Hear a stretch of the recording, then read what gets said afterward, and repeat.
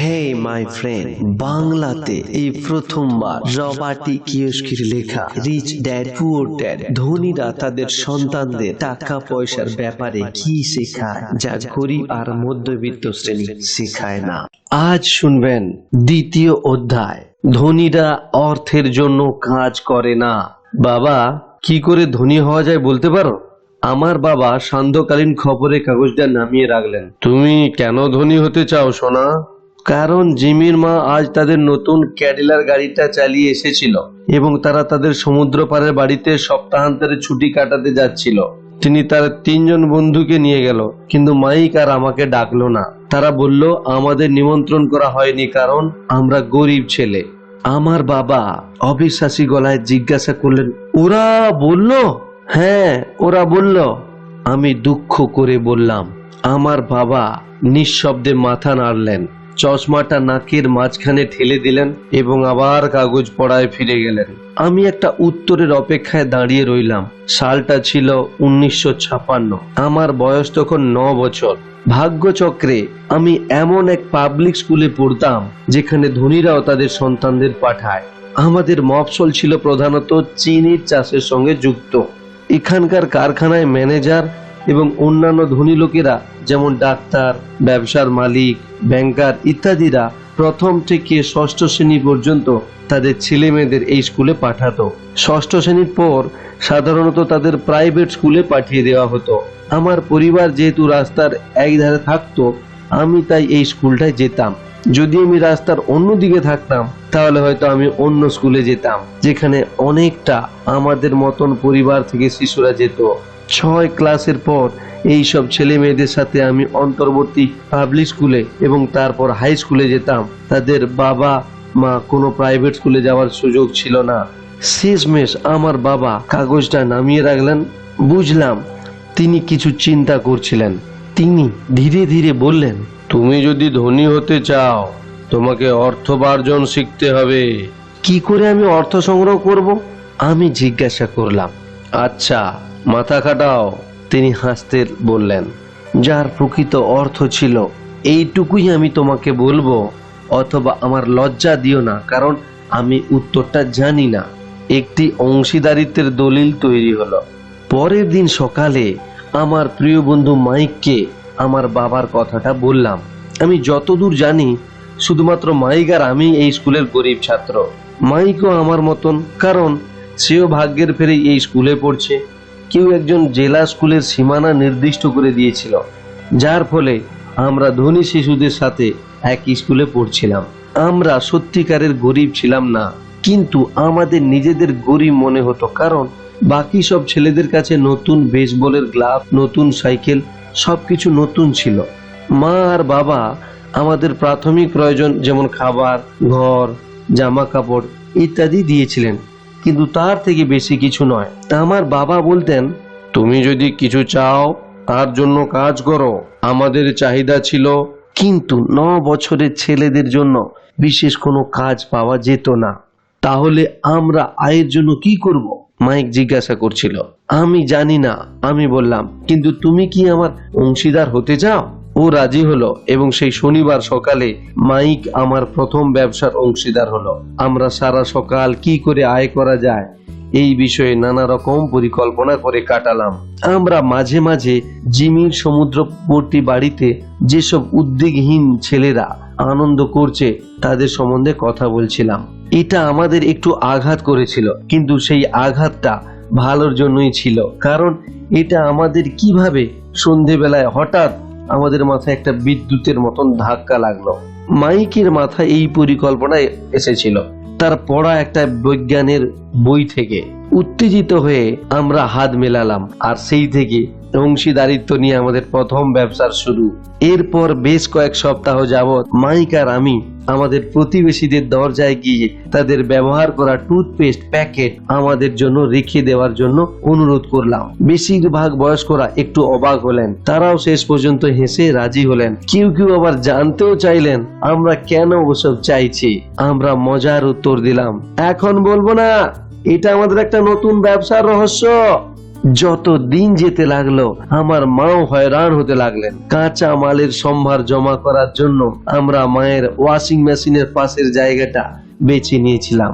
একটা ছোট্ট খয়েরি রঙের পিচ বোর্ডের বাক্সের মধ্যে ব্যবহার করা টুথপেস্ট টিউবের সুস্তূপ জমা হতে লাগলো, আর খালি বোতলের সারি।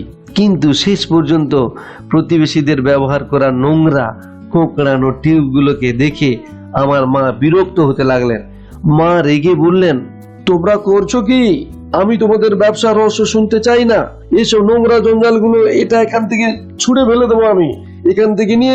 মাইক আর আমি স্বনির্বন্ধ অনুরোধ করলাম, মাকে বোঝালাম যে শিগগিরই আমাদের প্রয়োজনীয় টিউব জমে যাবে এবং আমরা উৎপাদন শুরু করব। আমরা বললাম যে আমরা আরো 2-1 পড়শির টুথপেস্ট টিউব শেষ হওয়ার অপেক্ষায় আছি। মা আমাদেরকে আরো 1 সপ্তাহ সময় বাড়িয়ে দিলেন। উৎপাদন শুরু করার দিন এগিয়ে আসছিল, তখন চাপও বাড়তে লাগলো আমাদের উপর। ওদিকে মা ইতিমধ্যে গুদামের জায়গা থেকে উচ্ছেদ করবেন বলে হুঁশিয়ারি দিয়ে দিয়েছেন। তাই মাইকের কাজ হয়ে উঠল সমস্ত পড়শিদের তাড়াতাড়ি টুথপেস্ট শেষ করতে বলা। তাছাড়া তাদের দাঁতের ডাক্তারও চায় যে তারা যেন আরো বেশিবার দাঁত মাজে। ওদিকে আমি উৎপাদনের দিকটা ঠিক করে শুরু করলাম। একদিন আমার বাবা তার বন্ধুদের সাথে গাড়ি চালিয়ে এসে দেখলাম 2টি 9 বছরের বালক গাড়ির চাকা দোয়ায় ঢোকায়। একদিন আমার বাবা তার বন্ধুদের সাথে গাড়ি চালিয়ে এসে দেখলাম 2টি 9 বছরের বালক বাড়ির গাড়ি ঢোকার রাস্তায় পুরো দমে তাদের উৎপাদনের কাজ চালিয়ে যাচ্ছে। অসংখ্য সাদা রঙের পাউডার চারিদিকে ছড়িয়ে আছে। একটা লম্বা টেবিলে স্কুল থেকে পাওয়া দুধের ছোট ছোট ঠোঙা পড়ে আছে এবং আমাদের পরিবারের হিবাচি গ্রিল বা উনুনের লাল গরম কয়লা সর্বোচ্চ তাপমাত্রায় ঘনঘন করে জ্বলছে। যেহেতু উৎপাদন দ্রব্যগুলি গাড়ি রাখার জায়গায় বাধার সৃষ্টি করছিল, তাই গাড়িটা রাস্তার মুখটায় দাঁড় করিয়ে বাবা সাবধানে হেঁটে আসছিলেন। যখন তিনি ও তার বন্ধু কাছে এলেন, তারা কয়লার উপর বসানো স্টিলের পাত্র দেখতে পেলেন, যার ভিতরে টুথপেস্টের টিউবগুলো গলানো হচ্ছে। তখনকার দিনে টুথপেস্টের টিউব প্লাস্টিক দিয়ে নয়, সীসা দিয়ে তৈরি হতো। তাই রং একেবারে পুড়ে গেলে টিউবগুলোকে ছোট স্টিলের পাত্রে ফেলে দেওয়া হচ্ছিল, যতক্ষণ না সেটা গলে তরলে পরিণত হয়। আমার মায়ের সাঁড়াশির সাহায্যে আমরা দুধের ঠোঙার উপরে একটা ছোট্ট ছিদ্র দিয়ে গলানো সীসা ঢেলে রাখছিলাম। দুধের ঠোঙাগুলো প্লাস্টার অফ প্যারিস দিয়ে ভর্তি করা ছিল। চারপাশে যে সাদা পাউডার পড়েছিল তা এই প্লাস্টার অফ প্যারিসের জন্যই। এতে জল মেশাবার আগেকার অবস্থা। আমি তাড়াহুড়ো প্লাস্টিকের ব্যাগটায় ধাক্কা দিয়ে ফেলে সমস্ত জায়গা জুড়ে মনে হচ্ছিল তুষারের ঝড় বয়ে গিয়েছে। দুধের ঠোঙাগুলো প্লাস্টার অফ প্যারিসের ছাঁচের জন্য বাইরের পাত্র হিসেবে ব্যবহৃত হয়েছিল। তো ছিদ্র দিয়ে ঢালছিলাম, আমার বাবা ও তার বন্ধু সেটা লক্ষ্য করছিলেন। সাবধান, আমার বাবা বলেছিলেন। আমি মাথা নেড়েছিলাম উপরে না তাকিয়ে। সব শেষে যখন ঢালা শেষ হয়ে গিয়েছিল, আমি স্টিলের পাত্রটা নিচে রেখে বাবার দিকে তাকিয়ে হেসেছিলাম। তোমরা ছেলেরা কি করছো? তিনি একটু সাবধানে হাসি হেসে জিজ্ঞাসা করলেন। তুমি যা করতে বলেছ আমরা তাই করেছি। আমরা বড় লোক হতে চলেছি। আমি বললাম, হ্যাঁ। মাইক মাথা নেড়ে আর হেসে বলল, আমরা পার্টনার, অংশীদার। এই প্লাস্টারের ছাঁচগুলোতে কি আছে? বাবা জিজ্ঞাসা করলেন। দেখো, এগুলো ভালো তৈরি হয়েছে মনে হচ্ছে। আমি বললাম, যে সিলটা কিউবটাকে দুভাগে ভাগ করছে একটু ঠুকলাম। অতি সাবধানে আমি প্লাস্টারের ছাঁচের উপরে অর্ধেকটা টেনে ধরলাম, আর একটা সীসার তৈরি টাকা পড়ে গেল। হে ভগবান, আমার বাবা বললেন, তোমরা সীসা থেকে পয়সা তৈরি করছো? ঠিক বলেছ, মাইক বলল। আপনি যা করতে বলেছেন আমরা তাই করছি। আমরা তৈরি পয়সা করছি। আমার বাবা বন্ধু ঘুরে দাঁড়িয়ে হাসিতে ফেটে পড়লেন। আমার বাবা মৃদু হাসলেন এবং মাথা নাড়লেন। তার সামনে দুটো বাচ্চা ছেলে দাঁড়িয়ে, সামনে আগুন এবং এক বাক্স শেষ হওয়া টুথপেস্টের টিউব দিয়ে সাদা ধুলোয় ঢেকে আকর্ণ বিস্তৃত হাসি হাসছে। তিনি আমাদের সবকিছু রেখে তার সাথে আমাদের বাড়ির সামনে সিঁড়িতে বসতে বললেন। তিনি হাসি মুখে শান্তভাবে আমাদের জাল করা শব্দটির অর্থ কি বুঝিয়ে দিলেন। আমাদের স্বপ্ন চুরমার হয়ে গেল। তুমি বলছো এটা বেআইনি? মাইক কাঁপা গলায় জিজ্ঞেস করলো। ওদের ছেড়ে দাও, আমার বাবার বন্ধু বললেন। ওদের মধ্যে হয়তো একটা স্বাভাবিক প্রতিভা সৃষ্টি হচ্ছে। আমার বাবা তীক্ষ্ণ দৃষ্টিতে তার দিকে দেখলেন। হ্যাঁ, এটা বেআইনি, আমার বাবা শান্ত স্বরে বললেন। কিন্তু তোমরা ছেলেরা দারুণ সৃজনধর্মী এবং মৌলিক চিন্তার পরিচয় দিয়েছ। এইভাবে এগিয়ে যাও, আমি সত্যি তোমাদের জন্য গর্বিত। নিরাশ হয়ে মাইক আর আমি প্রায় 20 মিনিট নীরবে বসে রইলাম। তারপর আমাদের নোংরাগুলো পরিষ্কার করতে শুরু করলাম। প্রথম দিনই ব্যবসা শেষ হয়ে গেল।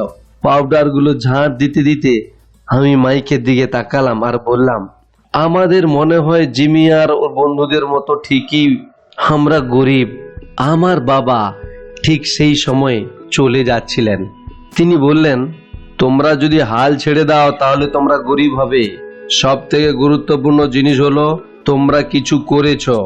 বেশিরভাগ লোক শুধু ধনী হওয়ার গল্প আর স্বপ্ন দেখে, কিন্তু তোমরা কিছু একটা করার চেষ্টা করেছো। আমি তোমাদের দুজনের জন্য খুবই গর্বিত। আমি আবার বলবো, এগিয়ে যেতে থাকো, হাল ছেড়ো না। মাইক আর আমি সেখানে নীরব দাঁড়িয়েছিলাম। ওই কথাগুলো সুন্দর, কিন্তু আমরা তখনও জানি না আমরা কি করব। তাহলে কেন তুমি ধনী নও বাবা? আমি জিজ্ঞাসা করলাম। কারণ আমি স্কুলে শিক্ষকতার কাজ বেছে নিয়েছি। স্কুলের শিক্ষকরা ধনী, সত্যি ধনী হবার কথা ভাবে না। আমরা শুধু শিক্ষা দিতে ভালোবাসি। আমি তোমাদের সাহায্য করতে পারলে ভালো লাগতো, কিন্তু আমি সত্যি জানি না কিভাবে পয়সা বানাতে হয়। মাইক আর আমি ঘুরে দাঁড়ালাম আর পরিষ্কার করার কাজ চালিয়ে যেতে থাকলাম। আমি জানি, আমার বাবা বললেন, তোমরা ছেলেরা যদি জানতে চাও কিভাবে ধনী হতে হয়, আমাকে জিজ্ঞাসা করো না। মাইক, তোমার বাবার সাথে কথা বলো। আমার বাবা? মাইক হাঁ হয়ে গেল। হ্যাঁ, তোমার বাবা। আমার বাবা হাসি মুখে পুনরাবৃত্তি করলেন। আমার বাবা? তোমার বাবা আর আমার ব্যাংকার একই, এবং তিনি তোমার বাবার উচ্ছ্বসিত প্রশংসা করেন। তিনি আমাকে অনেকবার বলেছেন যে তোমার বাবা পয়সা বানাবার ব্যাপারে অত্যন্ত বুদ্ধিমান। আমার বাবা? মাইক আবার অবিশ্বাসী গলায় জিজ্ঞাসা করলো। তাহলে আমাদের কাছে স্কুলে বড়লোক বাচ্চাদের মতন সুন্দর গাড়ি আর সুন্দর বাড়ি নেই কেন? একটা সুন্দর গাড়ি আর সুন্দর বাড়ি অথবা তুমি কিভাবে অর্থ লাভ করতে পারবে সেটা এখনো বুঝতে পারবে না, আমার বাবা উত্তর দিলেন। জিমির বাবা চিনি খেতে কাজ করেন, ওর সঙ্গে আমার খুব একটা তফাৎ নেই। উনি একটি সংস্থায় কাজ করেন আর আমি করি গভর্নমেন্টের কাজ। সংস্থা ওর জন্য গাড়ি কিনে দেয়। চিনির সংস্থাটি অর্থনৈতিক সমস্যার সম্মুখীন এবং জিমির বাবার কাছে হয়তো শিগগিরই কিছু থাকবে না। কিন্তু তোমার বাবার কথা আলাদা। উনি বোধহয় একটা ইমারত তৈরি করছেন এবং আমার মনে হয় কয়েক বছরের মধ্যে তিনি খুব ধনী হতে পারেন। এই খবরে মাইক আর আমি আবার উত্তেজিত হয়ে উঠলাম। নতুন উদ্যমে আমরা আমাদের বিলুপ্ত প্রথম ব্যবসার নোংরা পরিষ্কার করতে শুরু করলাম। পরিষ্কার করার সঙ্গে সঙ্গে আমরা পরিকল্পনা করলাম কখন এবং কিভাবে মাইকের বাবার সাথে কথা বলা হবে। সমস্যা হলো, মাইকের বাবার দীর্ঘ সময় ধরে কাজ করেন এবং প্রায় অনেক দেরিতে বাড়ি ফেরেন। তার বাবা কয়েকটি গুদাম, একটি নির্মাণ সংস্থা, কয়েকটি দোকান এবং 3টি রেস্টুরেন্টের মালিক। রেস্টুরেন্টের ব্যবসার জন্য তাকে বেশিক্ষণ বাইরে থাকতে হয়। আমাদের পরিষ্কার করা শেষ হওয়ার পর মাইক বাড়ি যাওয়ার বাস ধরল। তার বাবা আজ রাতে যখন বাড়ি ফিরবেন সে তখন তার সাথে কথা বলবে। মাইক তার বাবাকে আমাদের ধনী হওয়ার পদ্ধতি শেখাবেন কিনা জিজ্ঞাসা করবে। সে কথা দিল যে তার বাবার সঙ্গে কথা হলেই আমাকে ফোন করবে। যদি দেরি হয়ে যায় তাও সে ফোন করবে নিশ্চয়ই। ফোন বাজলো 8:30 ঠিক আছে, আমি বললাম, পরের শনিবার। তারপর ফোনটা রেখে দিলাম। মাইকের বাবা অবশেষে আমার সাথে দেখা করতে রাজি হয়েছেন। শনিবার সকাল 7:30টায় আমি শহরের গরিবরা যেদিকে থাকে সেদিকের বাস ধরলাম। শিক্ষার শুরু। আমি তোমায় ঘন্টায় 10 সেন্ট করে দেব। 1956 সালের মাইকের হিসাবেও ঘন্টায় 10 সেন্ট কম ছিল। মাইক আর আমি ওর বাবার সঙ্গে সেদিন সকাল 8টার সময় দেখা করলাম। তিনি আগে থেকেই ব্যস্ত ছিলেন এবং 1 ঘন্টার বেশি সময় যাবৎ কাজ করছিলেন। আমি যখন তার সাধারণ ছোট্ট কিন্তু পরিষ্কার বাড়িতে ঢুকছি, তার কনস্ট্রাকশন সুপারভাইজার তখন পিকআপ ট্রাকটা নিয়ে বেরোচ্ছে। মাইক দরজাতেই আমার জন্য দাঁড়িয়েছিল। বাবা ফোন করছেন, আমাদের পিছনে বারান্দায় অপেক্ষা করতে বলছেন। সে দরজা খুলতে খুলতে বলল। আমি পুরনো বাড়ির চৌকাঠ পেরোতেই পুরনো কাঠের মেঝে ক্যাঁচ ক্যাঁচ শব্দ করে উঠল। দরজার ভিতর থেকেই একটা সস্তা মাদুর পাতা ছিল। বহু বছর ধরে অসংখ্য পদচিহ্ন পড়ার দরুন মেঝেতে যে জীর্ণতা দেখা দিয়েছিল, সেটা ঢাকা দেবার জন্যই বোধহয় মাদুরটা বিছানো ছিল। যদিও পরিষ্কার, তবু মাদুরটা পাল্টানোর প্রয়োজন ছিল। সরু লিভিং রুমে ঢোকা মাত্র আমার দম বন্ধ লাগছিল। ঘরটা পুরনো ছাতা পড়া আসবাবে ঢাসা ছিল, যেগুলো আজকাল সংগ্রহশালায় রাখার যোগ্য। সোফায় 2 জন ভদ্র মহিলা বসেছিলেন, যারা বয়সে আমার মায়ের চেয়ে একটু বড় হবেন। ভদ্র মহিলাদের উল্টো দিকে একটি ছোট্ট শ্রমিকের পোশাকে বসেছিলেন। তিনি পরিষ্কারভাবে ইস্ত্রি করা খাকি রঙের প্যান্ট আর শার্ট পরেছিলেন, কিন্তু সেগুলোতে কোনো মাড় দেওয়া ছিল না। পায়ে ছিল পালিশ করা কাজ করার বুট জুতো। তিনি আমার বাবার চেয়ে প্রায় 10 বছরের বড় হবেন। আমার মনে হয় প্রায় 45 বছর বয়স। আমি আর মাইক যখন তাদের পাশ দিয়ে হেঁটে রান্নাঘরের দিকে যাচ্ছিলাম, যেটা দিয়ে পেছনে বাগনানের দিকে বারান্দায় যেতে দেওয়া হয়, তারা আমাদের দিকে হাসলেন। আমিও সলজ্জভাবে হেসেছিলাম। আমি জিজ্ঞাসা করলাম, এরা কারা? ওরা আমার বাবার কাছে কাজ করে। বয়স্ক লোকটি আমার গুদামগুলোর দেখাশোনা করেন, আর মহিলা 2 জন রেস্টুরেন্টের ম্যানেজার। আর তুমি যে কনস্ট্রাকশন সুপারভাইজারকে দেখেছিলে, সে প্রায় এখান থেকে 50 মাইল দূরে একটা রাস্তার প্রজেক্ট কাজ করছে। আমার বাবার জন্য সুপারভাইজার কতগুলো বাড়ি তৈরি করছে। সে অবশ্য চলে গেছে তুমি আসার আগেই। এই রকম কি সব সময় চলতে থাকে? আমি জিজ্ঞাসা করলাম। সব সময় নয়, কিন্তু প্রায়, মাইক হেসে বলল। আর একটা চেয়ার টেনে আনলো আমার পাশে বসার জন্য। আমি ওকে জিজ্ঞাসা করেছিলাম কি করে টাকা বানাতে হয়, সেটা আমাদের শেখাবেন কি উনি? মাইক বলল, ও, আর তাতে উনি কি বললেন? আমি কৌতূহলী হয়ে সতর্ক প্রশ্ন করলাম। প্রথমে তার মুখে একটা কৌতুকের ভাব ফুটে উঠেছিল, তারপর বললেন যে তিনি আমাদের একটা প্রস্তাব দেবেন। তাই নাকি? আমার চেয়ারটাকে দুলিয়ে দেওয়ালের সাথে ঠেকিয়ে আমি বললাম, আর আমি ওইভাবেই চেয়ারের পিছনে পায়া দুটো ভর দিয়ে স্থির হয়ে বসে রইলাম। মাইকও একই জিনিস করলো। আমি জিজ্ঞাসা করলাম, তুমি কি জানো প্রস্তাবটা কি? না, কিন্তু আমরা শিগগিরই জানতে পারবো। হঠাৎ মাইকের বাবা পর্দা দেওয়া ভগ্নপ্রায় দরজাটা ঠেলে বারান্দায় এলেন। মাইক আর আমি লাফিয়ে উঠে দাঁড়ালাম। সম্মান জানাতে নয়, আসলে আমরা চমকে উঠেছিলাম। ছেলেরা তৈরি তো? মাইকের বাবা একটা চেয়ার টেনে নিয়ে আমাদের কাছে বসতে বসতে জিজ্ঞাসা করলেন। আমরা ওর সামনে বসার জন্য দেওয়াল থেকে চেয়ার টেনে আনলাম আর সম্মতি সূচকভাবে মাথা নাড়লাম। উনি একজন লম্বা চওড়া মানুষ, প্রায় 6 ফুট লম্বা এবং 200 পাউন্ড ওজন। আমার বাবা আরো লম্বা, প্রায় একই ওজনের এবং মাইকের বাবার চেয়ে 5 বছরের বড়। ওদের দুজনকে অনেকটা একরকম দেখতে, যদি ওরা একই জাতির নয়, হয়তো ওদের কর্মশক্তি এক। মাইক বলছে তুমি কি করে পয়সা বানাতে হয় শিখতে চাও, তাই কি রবার্ট? আমি তাড়াতাড়ি একটু ভয়ে ভয়ে মাথা নাড়লাম। ওর কথা আর হাসির পিছনে অনেক ক্ষমতা প্রকাশ পাচ্ছিল। ঠিক আছে, আমি আমার কথা দিচ্ছি যে আমি তোমাদের শেখাবো, কিন্তু আমি ক্লাসরুমের কায়দায় শেখাবো না। তোমরা আমার জন্য কাজ করো, আমি তোমাদের শেখাবো। যদি তোমরা আমার জন্য কাজ না করো, আমি তোমাদের শেখাবো না। যদি তোমরা মন দিয়ে কাজ করো, আমি তোমাদের আরো তাড়াতাড়ি শেখাতে পারবো। আর যদি তোমরা যেমন স্কুলে করো তেমন করতে চাও, অর্থাৎ শুধু বসে বসে শোনা আর দেখা, তাহলে শুধু শুধু আমার সময় নষ্ট করা হবে। এটাই আমার প্রস্তাব। হয় গ্রহণ করো অথবা বর্জন করো। আমি প্রথমে একটা প্রশ্ন জিজ্ঞাসা করতে পারি? আমি জিজ্ঞাসা করলাম, না, প্রথমে গ্রহণ করো অথবা বর্জন করো। আমার সময় নষ্ট করার সময় নেই, অনেক কাজ আছে। তুমি যদি তৎক্ষণাৎ সিদ্ধান্ত নিতে না পারো তবে তুমি কোনোদিন পয়সা রোজগার করতে পারবে না। সুযোগ আসে যায়, কখন চট করে সিদ্ধান্ত নিতে হবে এটা বুঝতে পারা একটা প্রধান দক্ষতা। তোমরা যা চাইছিলে তার একটা সুযোগ তোমরা পেয়েছো।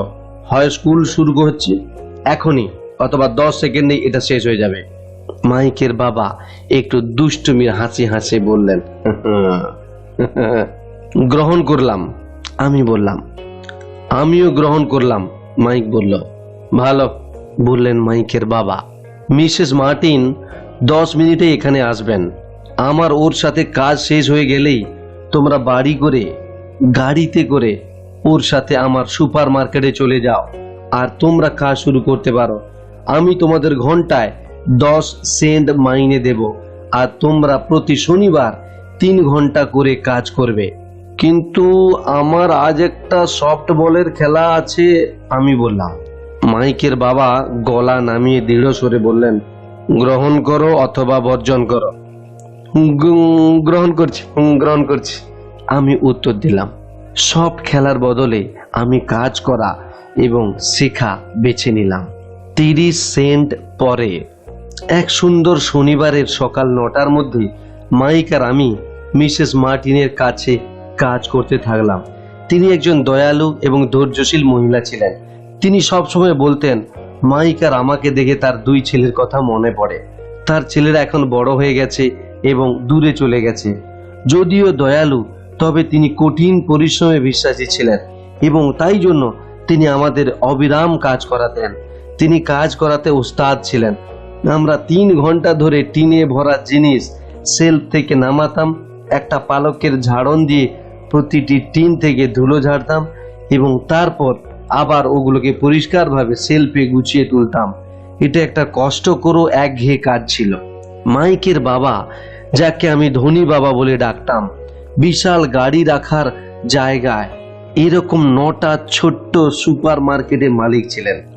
এগুলো 7-11 নামক সুবিধাজনক দোকানগুলির পুরনো সংস্করণ ছিল।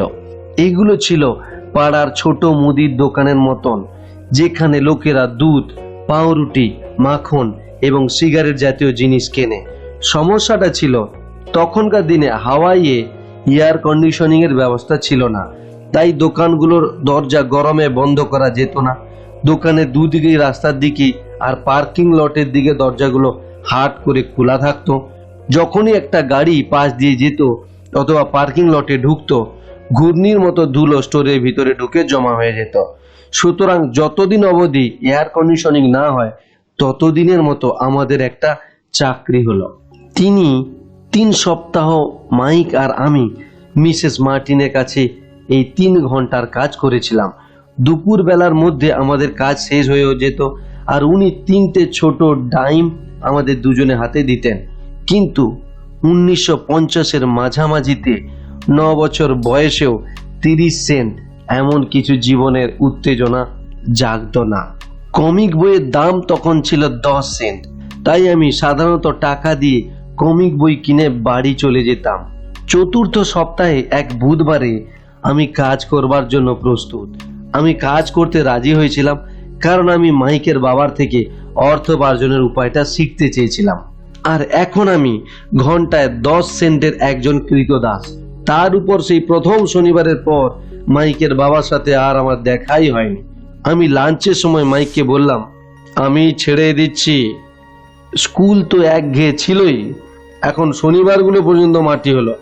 অথচ ওই 30 সেন্টের জন্য কি না করছি, অথচ এই 30 সেন্টই যেন আমাকে পেয়ে বসেছে। এবার মাইক হাসলো। হাসছো কেন? আমি রাগে আর হতাশায় জিজ্ঞাসা করলাম। বাবা বলেছিলেন এরকমই হবে।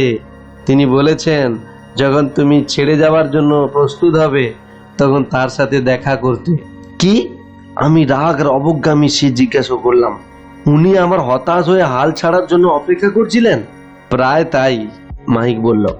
বাবার ধরনটা একটু অন্যরকম। তিনি তোমার বাবার মতো নয়, অন্যরকম ভাবে শিক্ষা দেন। তোমার মা আর বাবা প্রচুর বক্তৃতা দেন। আমার বাবা শান্ত এবং অল্প কথার মানুষ।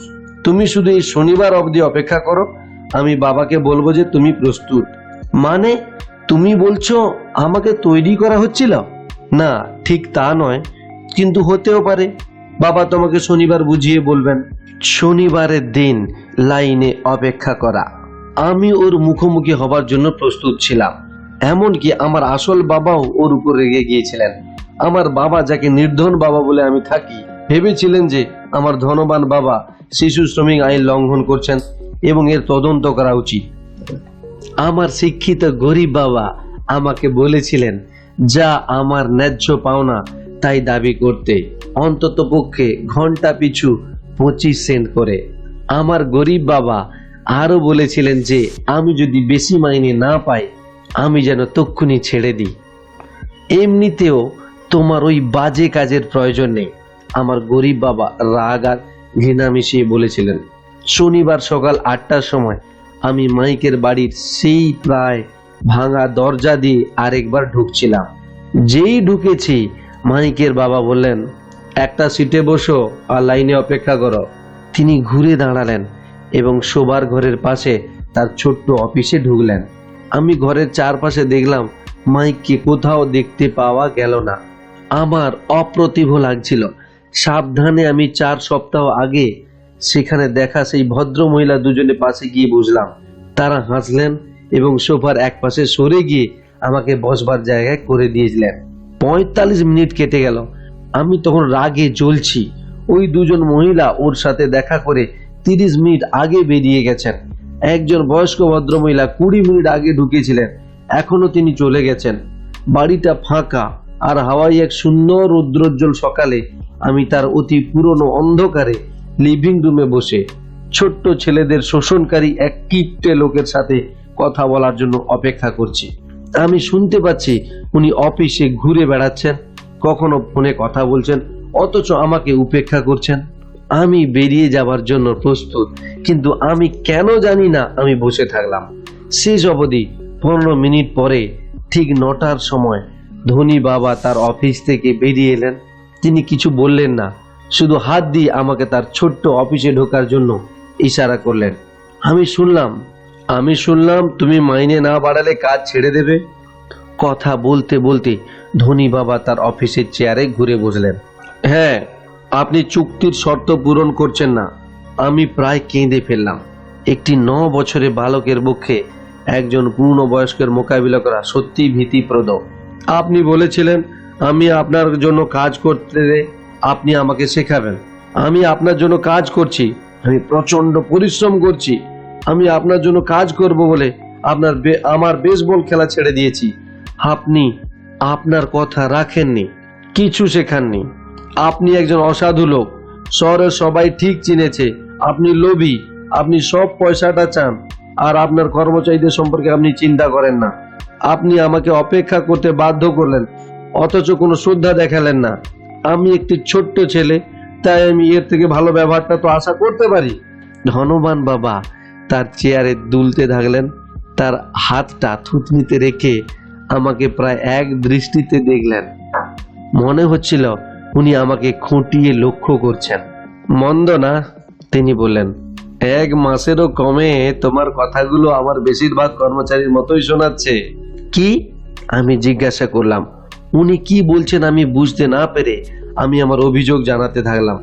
আমি ভেবেছিলাম চুক্তিতে আপনার যা শর্ত ছিল তা মানবেন এবং আমাকে শেখাবেন, তার বদলে আপনি অত্যাচার করছেন। এটা নিষ্ঠুরতা, এটা সত্যিই নিষ্ঠুরতা। আমি তো তোমায় শেখাচ্ছি, শান্তভাবে সেই ধনবান বাবাটি বললেন। আমাকে আপনি কি শিখিয়েছেন? কিছু না, আমি রেগে বললাম। এমনকি যখন কথাও বলেননি, একবারও কথা বলেননি। এমনকি যখন থেকে কম পয়সায় আমি কাজ করতে রাজি হয়েছি, আপনি আমার সঙ্গে একবারও কথা বলেননি। ঘন্টায় 10 সেন্ট। ইস, গভর্নমেন্টের কাছে আপনার নামে নালিশ করা উচিত। আপনি জানেন আমাদের শিশু শ্রমিকের আইন আছে, জানেন আমার বাবা গভর্নমেন্টের জন্য কাজ করেন। উরে বাস, ধনী বাবা বলেন। এখন তোমার কথাগুলো তো আমার প্রাক্তন কর্মচারীদের মতো শোনাচ্ছে। তাদের হয় আমি ছাড়িয়ে দিয়েছি অথবা তারা ছেড়ে চলে গেছে। তাহলে আপনি কি বলতে চাইছেন? আমি দাবি করলাম। একটা ছোট্ট ছেলের তুলনায় আমি বোধহয় বেশি সাহসী বোধ করছি। আপনি আমাকে মিথ্যে কথা বলেছেন। আমি আপনার জন্য কাজ করেছি আর আপনি আমার কথা রাখেননি, আপনি আমার কিছুই শেখাননি। কি করে জানলে যে আমি তোমায় কিছু শেখাইনি? ধনবান বাবা শান্তভাবে জিজ্ঞাসা করলেন। আরে আপনি আমার সঙ্গে কখনো কথাই বলেননি। আমি 3 সপ্তাহের জন্য কাজ করছি আর আপনি আমায় কিচ্ছু শেখাননি। আমি ঠোঁট ফুলিয়ে বললাম, শেখানো মানে কি কথা বলা? শেখানো মানে কি শুধু কথা বলা আর বক্তৃতা দেওয়া? ধনী বাবা জিজ্ঞাসা করলেন। হ্যাঁ, আমি উত্তর দিলাম। ওরা এইভাবে তোমাদের স্কুলে শেখায়?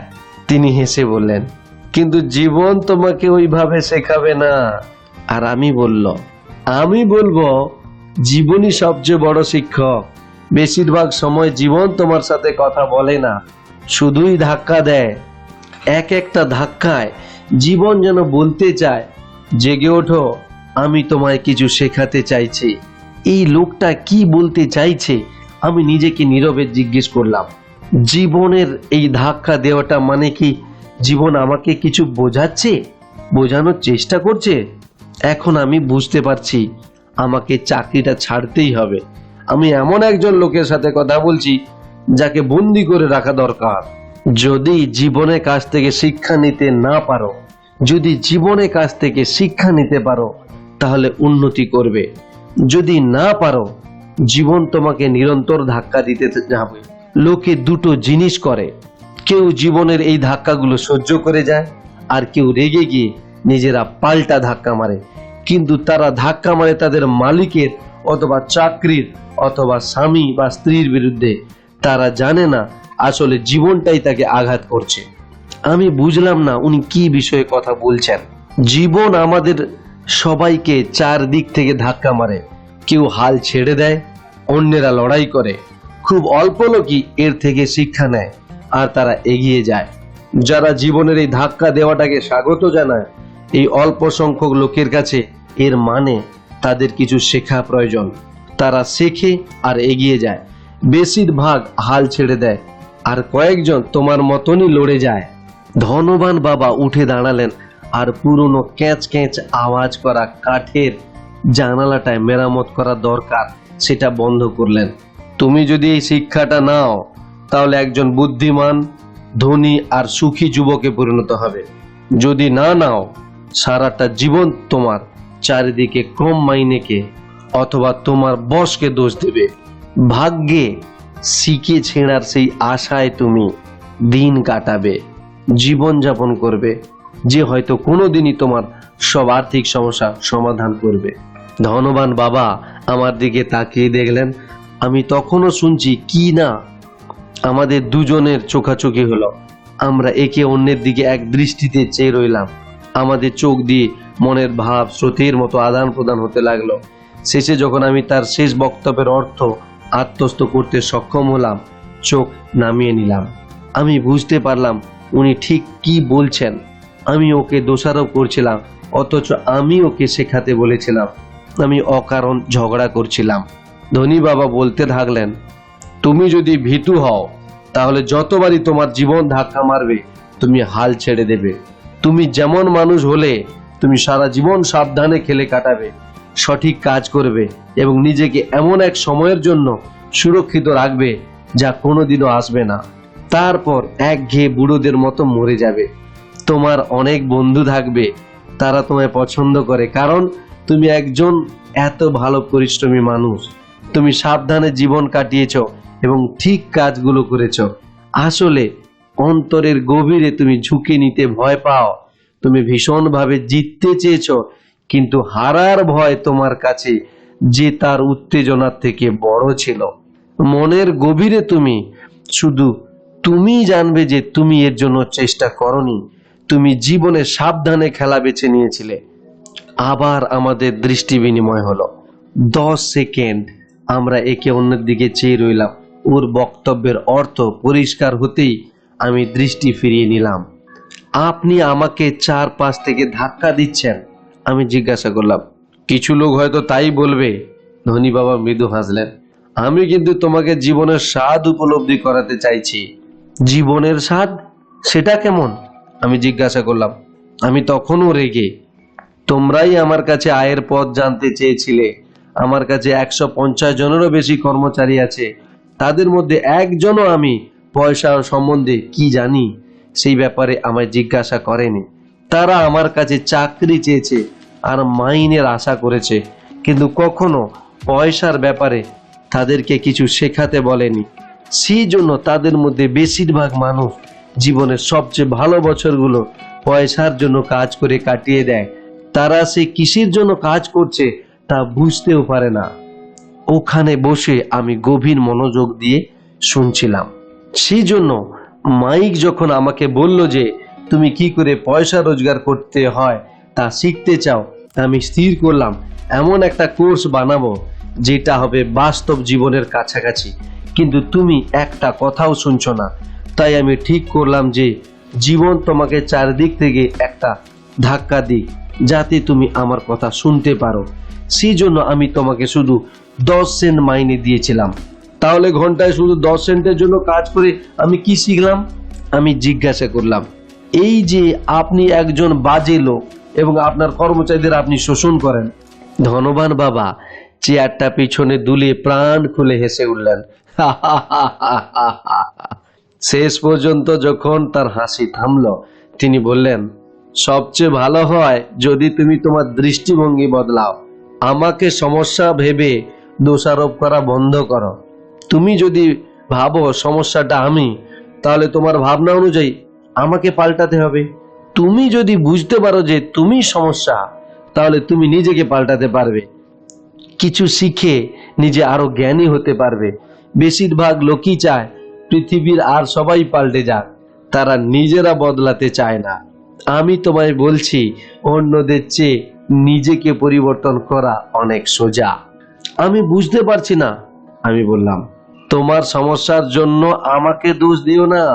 ধনী বাবা অধৈর্য হয়ে বললেন, কিন্তু আপনি আমাকে শুধু 10 সেন্ট দিচ্ছেন, তাহলে তুমি কি শিখলে? ধনী বাবা মৃদু হেসে জিজ্ঞাসা করলেন যে আপনি একজন বাজে লোক। আমি ধূর্ত হেসে বললাম, দেখো তুমি ভাবছো আমি তোমার সমস্যা।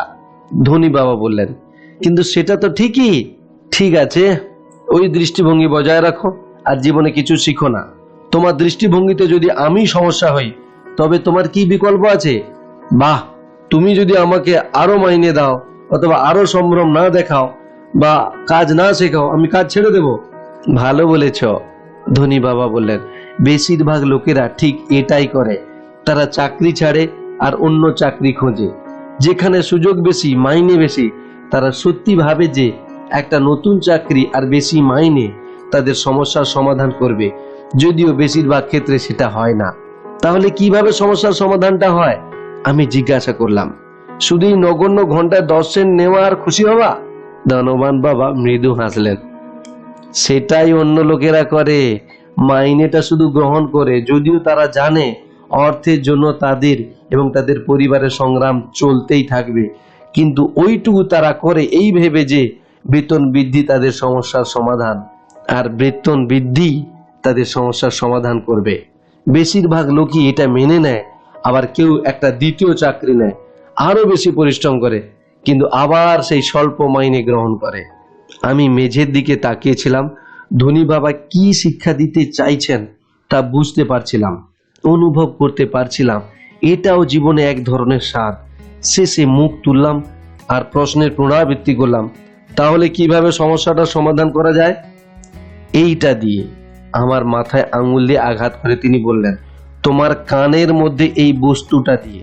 এই মুহূর্তে আমার ধনবান বাবা আমাকে এমন এক দৃষ্টিভঙ্গি দিলেন যা তার সফলতার কেন্দ্রবিন্দু, যা তাকে আর সমস্ত কর্মচারী এবং আমার নির্ধন বাবা থেকে আলাদা করেছে, যা শেষ অবধি তাকে হওয়ারই সবচেয়ে ধনীদের মধ্যে একজন করে তুলেছে। অথচ আমার উচ্চ শিক্ষিত গরিব বাবা সারা জীবন অর্থের জন্য শুধু সংগ্রাম করেছেন। এই একটা দৃষ্টিভঙ্গি তার পুরো জীবনটাকে পাল্টে দিয়েছে। ধনবান বাবা এই দৃষ্টিভঙ্গির কথা বারবার বলেছেন এবং আমি তার নাম দিয়েছি 1 নম্বর শিক্ষা। গরিব এবং মধ্যবিত্ত শ্রেণী অর্থের জন্য কাজ করে, ধনবান মানুষ অর্থকে দিয়ে নিজের কাজ করায়।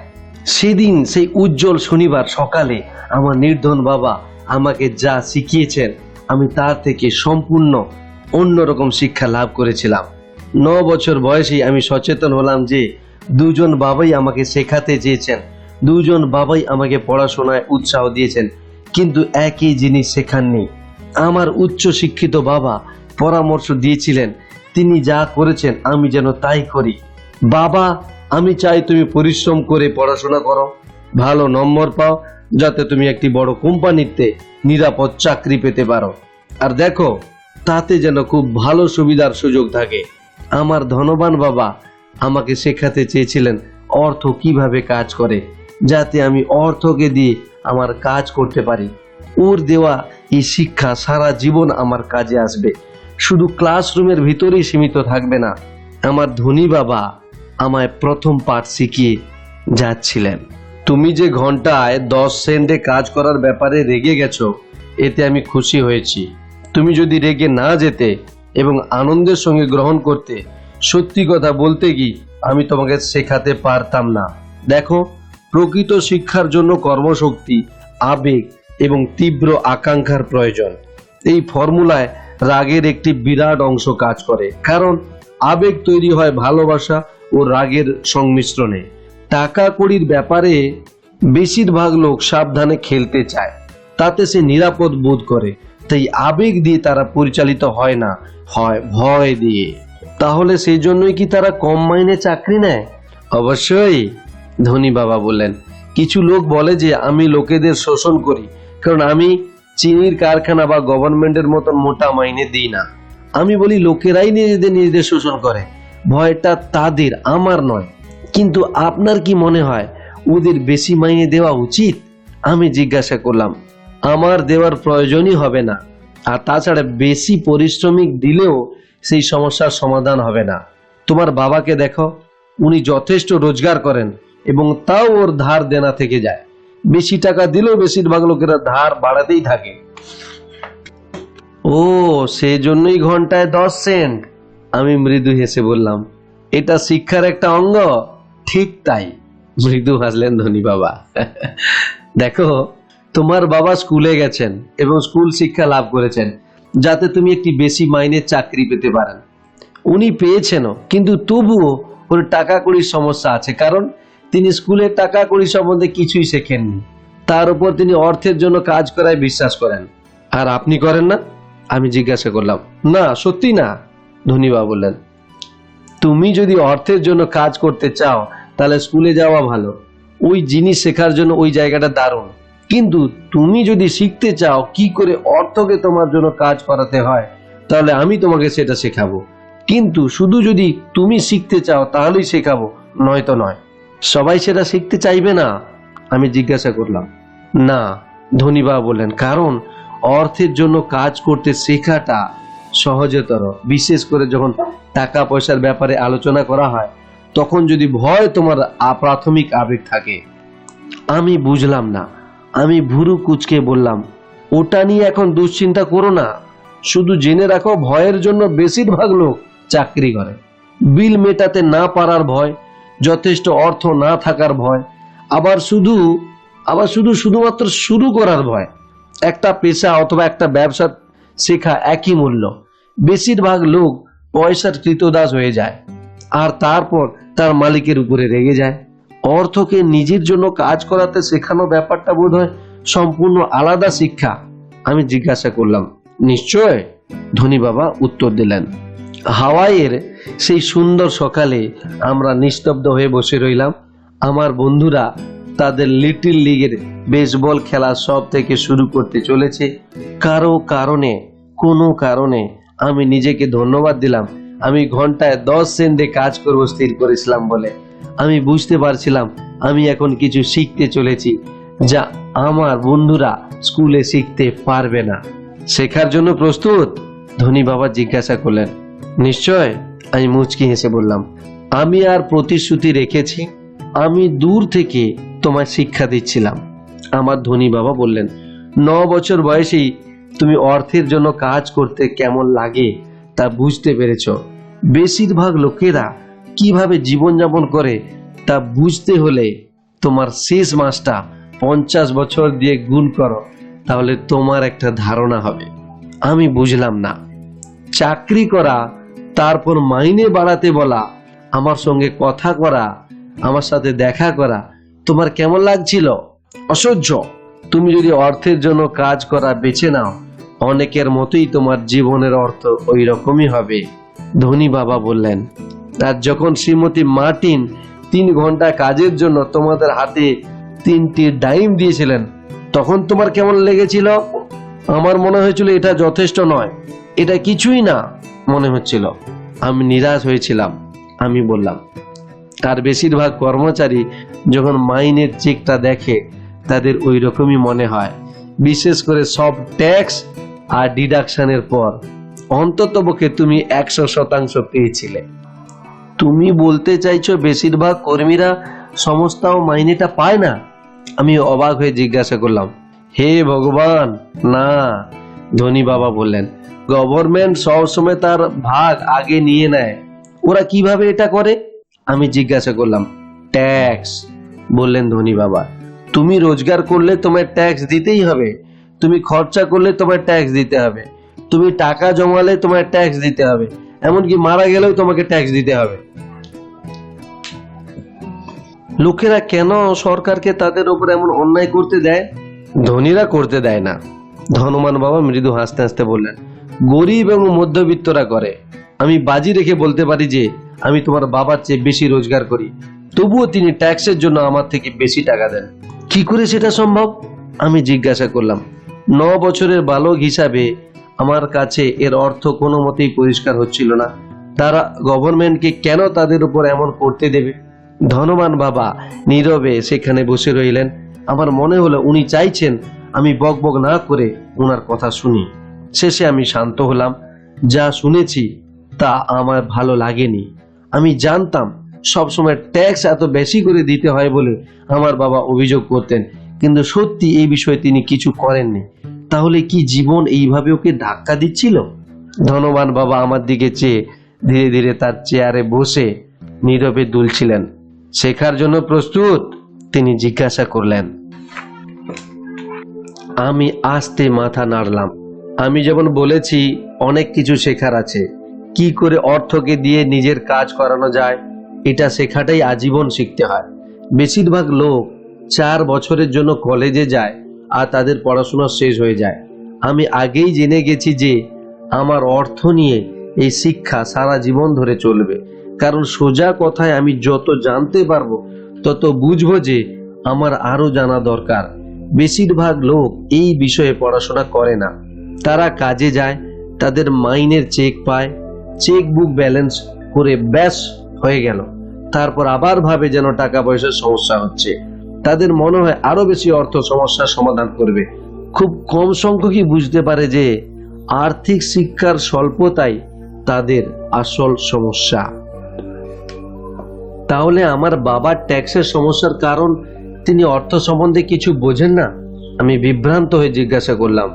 দেখো, ধনবান বাবা বললেন, অর্থকে কিভাবে তোমার জন্য কাজ করাতে হয় সেই শিক্ষার একটি অতি ছোট্ট ভাগ হচ্ছে ট্যাক্স। আজ আমি শুধু জানতে চাই যে তোমার মধ্যে অর্থ সম্বন্ধে শেখার আবেগ এখনো আছে কি না। বেশিরভাগ লোকেরা সেই তীব্র বাসনাটাই থাকে না। তারা স্কুলে যেতে চায়, একটি পেশায় শিক্ষা নিতে চায়, কাজ করতে করতে আনন্দ পেতে চায় এবং অনেক পয়সা উপার্জন করতে চায়। হঠাৎ যখন বিরাট অর্থের সমস্যা নিয়ে জেগে ওঠে, তখন তারা কাজ বন্ধ করতে পারে না। এইটা শুধুমাত্র অর্থের জন্যই। অথচ অর্থকে কি করে তোমার জন্য কাজ করাতে হয় সেই শিক্ষাটি না থাকায় খেসারত দিতে হয় তাদেরকে। তাহলে তোমার কি এখনো শেখার ইচ্ছা আছে? ধনবান বাবা জিজ্ঞাসা করলেন। আমি মাথা নাড়লাম। ভালো, ধনী বাবা বললেন, এখন কাজে ফিরে যাও। এবার আমি তোমাকে কোনো মাইনে দেব না। কি? আমি বিস্মিত হয়ে জিজ্ঞাসা করলাম। তুমি ঠিকই শুনেছ, কিচ্ছু না। তুমি প্রতি শনিবার এইভাবে 3 ঘন্টা কাজ করবে, কিন্তু এবার তোমায় ঘন্টায় 10 সেন্ট করে দেওয়া হবে না। আমি কথাগুলো বিশ্বাস করতে পারছিলাম না। আমার সঙ্গে মাইকের আগে এই বিষয়ে কথাবার্তা হয়ে গেছে।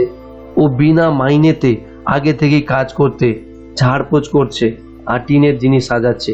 তুমি বরং তাড়াতাড়ি করো, ওখানে যাও। এটা অন্যায়, আমি চিৎকার করলাম। কিছু তো দিতেই হবে। তুমি বলেছো তুমি শিখতে চাও, তুমি যদি এখন এটা না শেখো তাহলে তুমি বড় হয়ে আমার লিভিং রুমে বসে থাকা ওই মহিলা দুটি আর বয়স্ক লোকটির মতন হবে। পয়সার জন্য কাজ করবে আর আশা করবে আমি যেন তোমাদের চাকরি থেকে ছাড়িয়ে না দিই, অথবা তোমার বাবার মতন প্রচুর অর্থ রোজগার করেও দেনায় আকণ্ঠ ডুবে থাকবে আর আশা করবে আরো বেশি করে অর্থ সমস্যার সমাধান করবে। যদি তাই চাও তাহলে আমাদের প্রথমে যে কথা হয়েছিল ঘন্টায় 10 সেন্টের, আমি তাই দেব।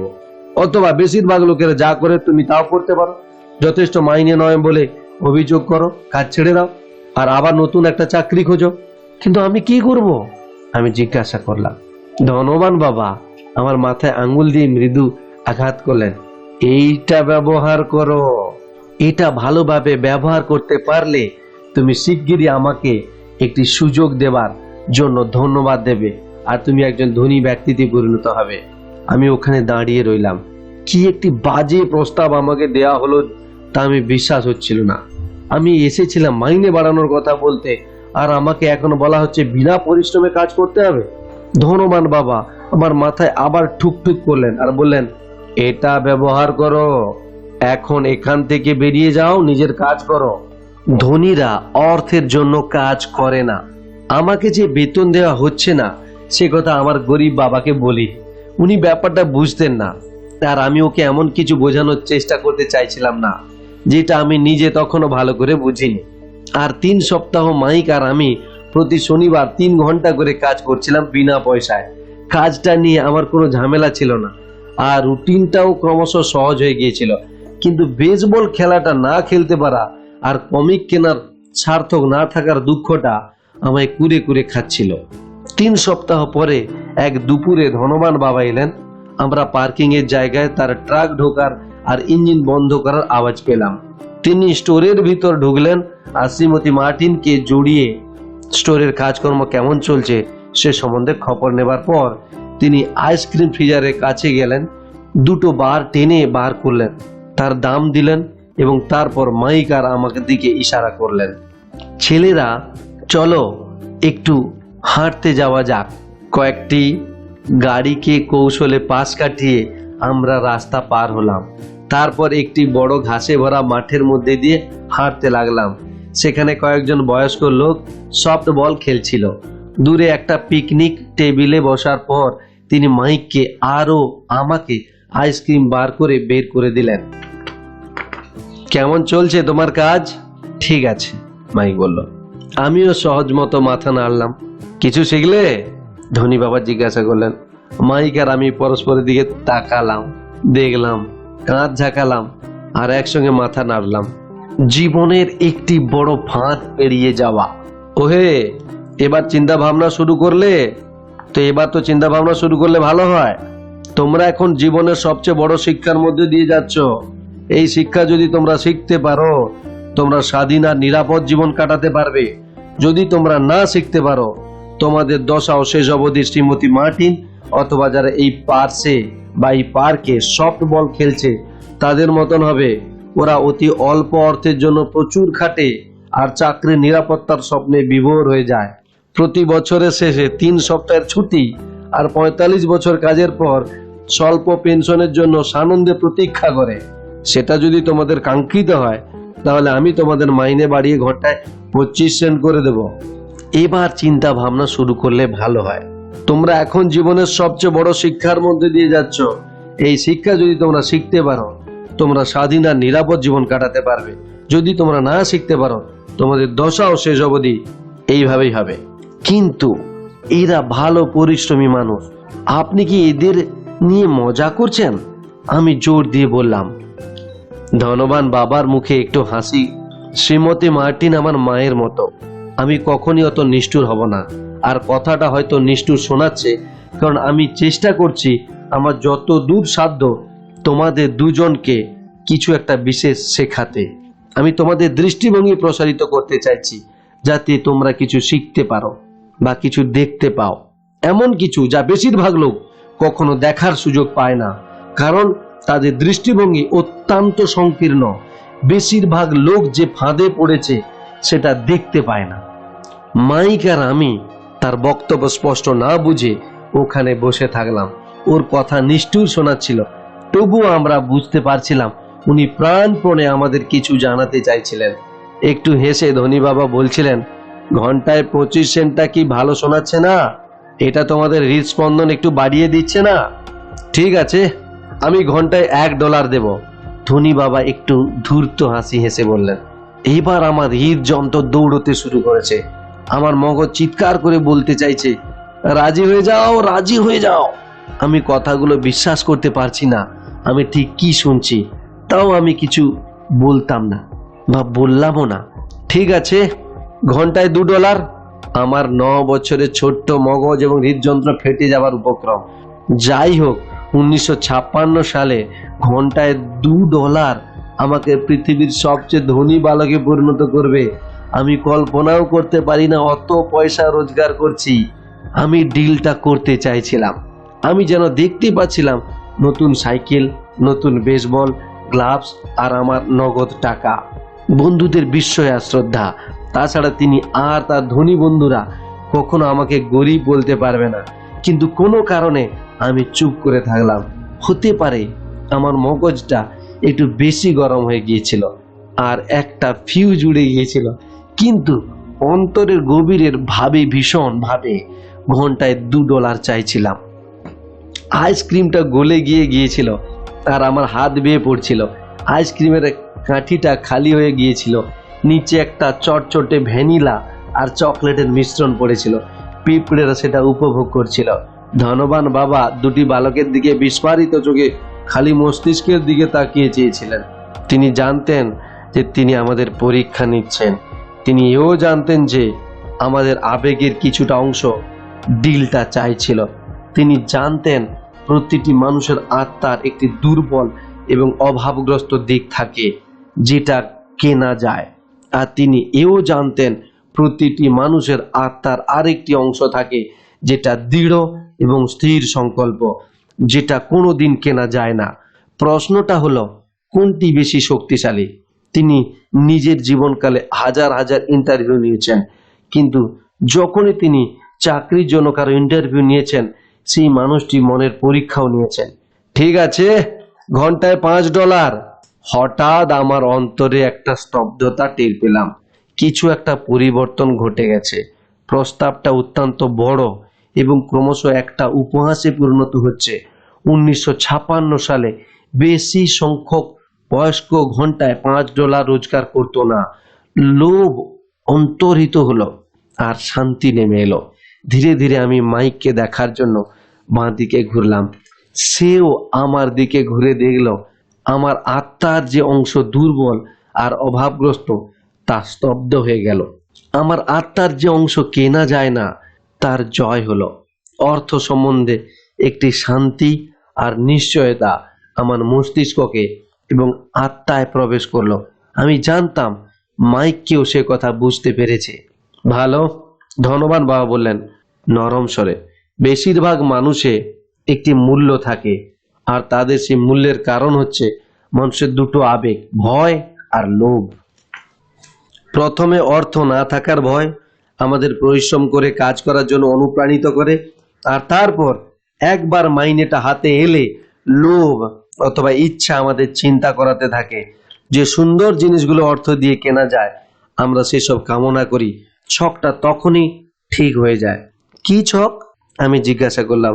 ওঠা, কাজে যাওয়া, বিল জমা দেওয়া, আবার ওঠা, কাজে যাওয়া, বিল জমা করার ছক। তখন থেকে তাদের সারা জীবনে দুটো আবেগ দিয়ে পরিচালিত হতে থাকে, ভয় এবং লোভ। তাদের আরো বেশি অর্থের লোভ দেখায়। তারা চক্রটা চালাতে থাকবে, খরচ আরো বাড়িয়ে দেবে। একেই আমি ইঁদুর দৌড় বা র্যাট রেস বলছি।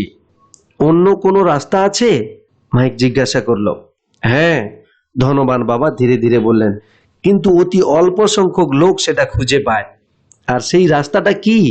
মাইক জিজ্ঞাসা করলো।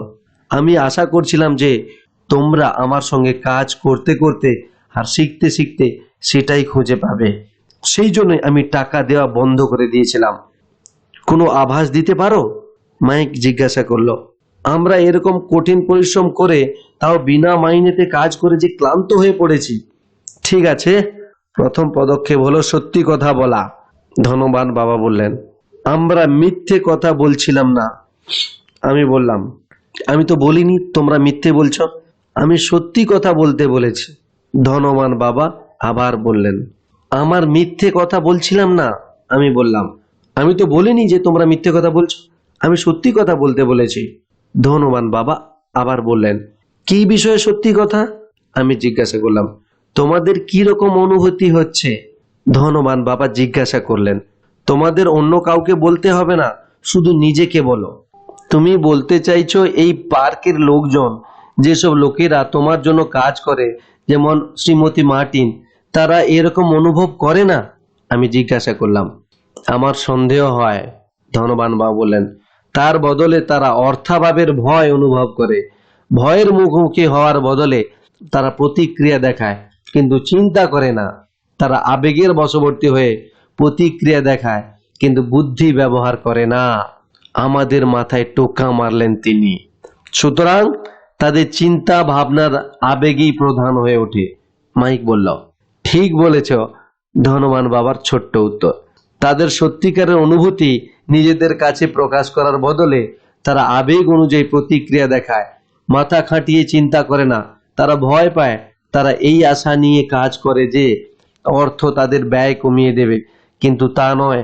সেই পুরনো ভয় তাদের সঙ্গে থাকে, তারা আবারও কাজে যায় এই আশায় যে অর্থ তাদেরকে ভয়কে শান্ত করবে, কিন্তু আবারও তা হয় না। ভয় দূর করার প্রতিশ্রুতি দিয়ে ভয়ই তাদের এই কাজ করায়, বা অর্থ রোজগার করা, আবার কাজ করা, অর্থ রোজগার করার ফাঁদে ফেলে। কিন্তু প্রতিদিন সকালে যখন তারা জেগে ওঠে, সেই পুরনো ভয়ও তাদের সঙ্গে জেগে ওঠে। কোটি কোটি লোককে এই পুরনো ভয় সারা রাত জাগিয়ে রাখে, রাতটা দুশ্চিন্তা আর অশান্তির কারণ হয়ে দাঁড়ায়। তাই তারা এই আশায় জেগে ওঠে আর কাজে যায় যে ভয়টা তাদের আত্মাকে ক্ষয় করে ফেলেছে, তাকে মাইনের চেকটা মেরে ফেলবে। অর্থই তাদের জীবনকে চালাচ্ছে, আর তারা সেই সম্বন্ধে সত্যি বলতে অস্বীকার করে।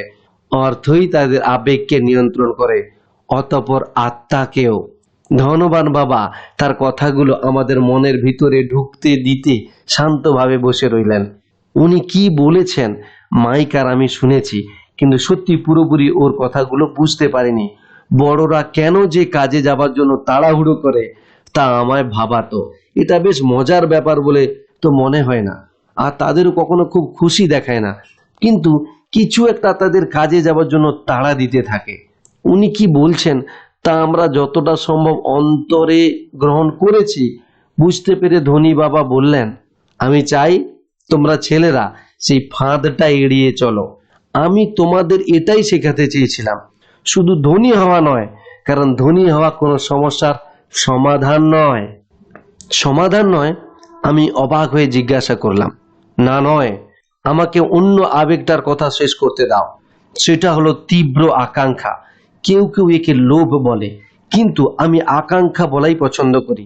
আরো ভালো, আরো সুন্দর, আরো মজাদার বা উত্তেজনক জিনিসের আকাঙ্ক্ষা সম্পূর্ণ স্বাভাবিক। সুতরাং লোকেরা আকাঙ্ক্ষা পূর্ণ করার ইচ্ছায় অর্থের জন্য কাজ করে। তারা আনন্দের জন্য অর্থের জন্য আকাঙ্ক্ষা করে। তারা মনে করে যে তারা আনন্দ কিনতে পারে, কিন্তু অর্থ দিয়ে যে আনন্দ আনা যায় না, প্রায় স্বল্পায়ু হয়। আর শিগগিরই তাদের আরো অর্থের প্রয়োজন হয়, আরো আনন্দ, আরো সুখ, আরো আরাম, আরো নিরাপত্তার জন্য। তাই তারা কাজ করতে থাকে। তারা মনে করে তাদের যে আত্মা ভয় আর আকাঙ্ক্ষায় পীড়িত, অর্থ তাদের উপশম করবে, কিন্তু অর্থ তা করতে পারে না। এমনকি ধনী লোকেদের ক্ষেত্রেও না। এমনকি ধনী লোকেদের ক্ষেত্রেও না? মাইক জিজ্ঞাসা করলো। হ্যাঁ, ধনী লোকেরাও এর অন্তর্গত। ধনী বাবা বললেন, বাস্তবে অনেক লোকেদেরই ধনী হবার কারণ আকাঙ্ক্ষা নয়, ভয়। তারা মনে করে অর্থ তাদের অর্থাভাবের ভয়, গরিব হবার ভয় ঘুচিয়ে দিতে পারে। তাই তারা প্রচুর অর্থ জমিয়ে তোলে, কিন্তু ভয় আরো বেড়ে চলে। তখন তারা সেটা হারাবার ভয় পায়। আমার এমন বন্ধু আছে যাদের প্রচুর থাকা সত্ত্বেও তারা কাজ করে চলেছে। আমি এমন লোককে জানি যাদের কোটি কোটি টাকা আছে, অথচ তারা নিজেদের দরিদ্র অবস্থার চেয়েও এখনো আরো ভীত। তারা সব পয়সা হারাবার ভয়ে আতঙ্কিত। সে ভয় তাদের ধনী করছে, তা এখনো আরো বেড়ে গেছে। তাদের আত্মার সেই দুর্বল আর অভাবগ্রস্ত দিকটা এখন আরো জোরে চিৎকার করছে। আর তাদের অর্থের সাহায্যে কেনা বড় বাড়ি, গাড়ি, উন্নত মানের জীবন হারাতে চায় না। তাদের দুশ্চিন্তা, তারা গরিব হয়ে গেলে তাদের বন্ধুরা কি বলবে, অন্যকে তা আবেগের দরুন মরিয়া আর স্নায়ু বিগ্রহগ্রস্ত অথবা নিউরোটিক হয়ে যায়, যদিও তারা ধনী থাকে এবং তাদের অর্থ বাড়তেও থাকে। তাহলে কি একজন গরিব লোক বেশি সুখী? আমি জিজ্ঞাসা করলাম। না, আমি তা মনে করি না। ধনবান বাবা উত্তর দিলেন, টাকা পয়সা এড়িয়ে যাওয়াটা যতখানি মানসিক বিকার, অর্থে আসক্তিও ঠিক ততটাই সমস্যা। যে কোনো সংকেতে শহরের এক পাগল ঠিক সেই সময় আমাদের টেবিলের পাশ দিয়ে গিয়ে ডাস্টবিনের কাছে দাঁড়ালো, আর চারিদিকে পুঙ্খানুপুঙ্খ অনুসন্ধান চালাতে লাগলো। আমরা তিনজনও দারুণ আগ্রহ নিয়ে ওকে দেখতে থাকলাম। আগে হলে আমরা হয়তো ওকে সম্পূর্ণ অবজ্ঞা করতাম। ধনবান বাবা তার মানিব্যাগ থেকে একটি ডলার বের করে বুড়ো লোকটির দিকে ইশারা করলেন।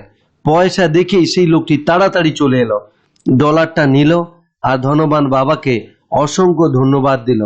তারপর নিজের সৌভাগ্য প্রফুল্ল হয়ে তাড়াতাড়ি সেখান থেকে চলে গেল। ওর সাথে আমার বেশিরভাগ কর্মচারীর বিশেষ কোনো তফাৎ নেই। ধনী বাবা বললেন, আমার অনেকেই সাথেই দেখা হয় যারা বলে আমার টাকা পয়সার বিশেষ কোনো আগ্রহ নেই, অথচ তারা চারিদিক থেকে দিনে 8 ঘন্টা করে কাজ করে। এটা সত্যিকারের সত্যিকে অস্বীকার করা। যদি তাদের অর্থে আগ্রহ না থাকে তাহলে তারা কেন কাজ করছে? এই ধরনের চিন্তা বোধহয় যে লোকটা শুধুই অর্থ সংগ্রহ করে তা থেকে বেশি পাগলামি। আমি যখন বসে আমার ধনবান বাবার কথা শুনছিলাম, আমার নিজের বাবার কথা মনে পড়লো। উনি প্রায় বলেন, আমার অর্থে আগ্রহ নেই। তিনি সব সময় আমি কাজ করি কারণ আমি আমার কাজটা ভালোবাসি, এইরকম একটা কথা বলে নিজেকে বাঁচাতে চান। তাহলে আমরা কি করব? আমি জিজ্ঞাসা করলাম। আমাদের মধ্যে থেকে ভয় এবং লোভের চিহ্ন নিঃশেষ হয়ে যাওয়া পর্যন্ত অর্থের জন্য কাজ করব? না, সেটা সময় নষ্ট করা হবে।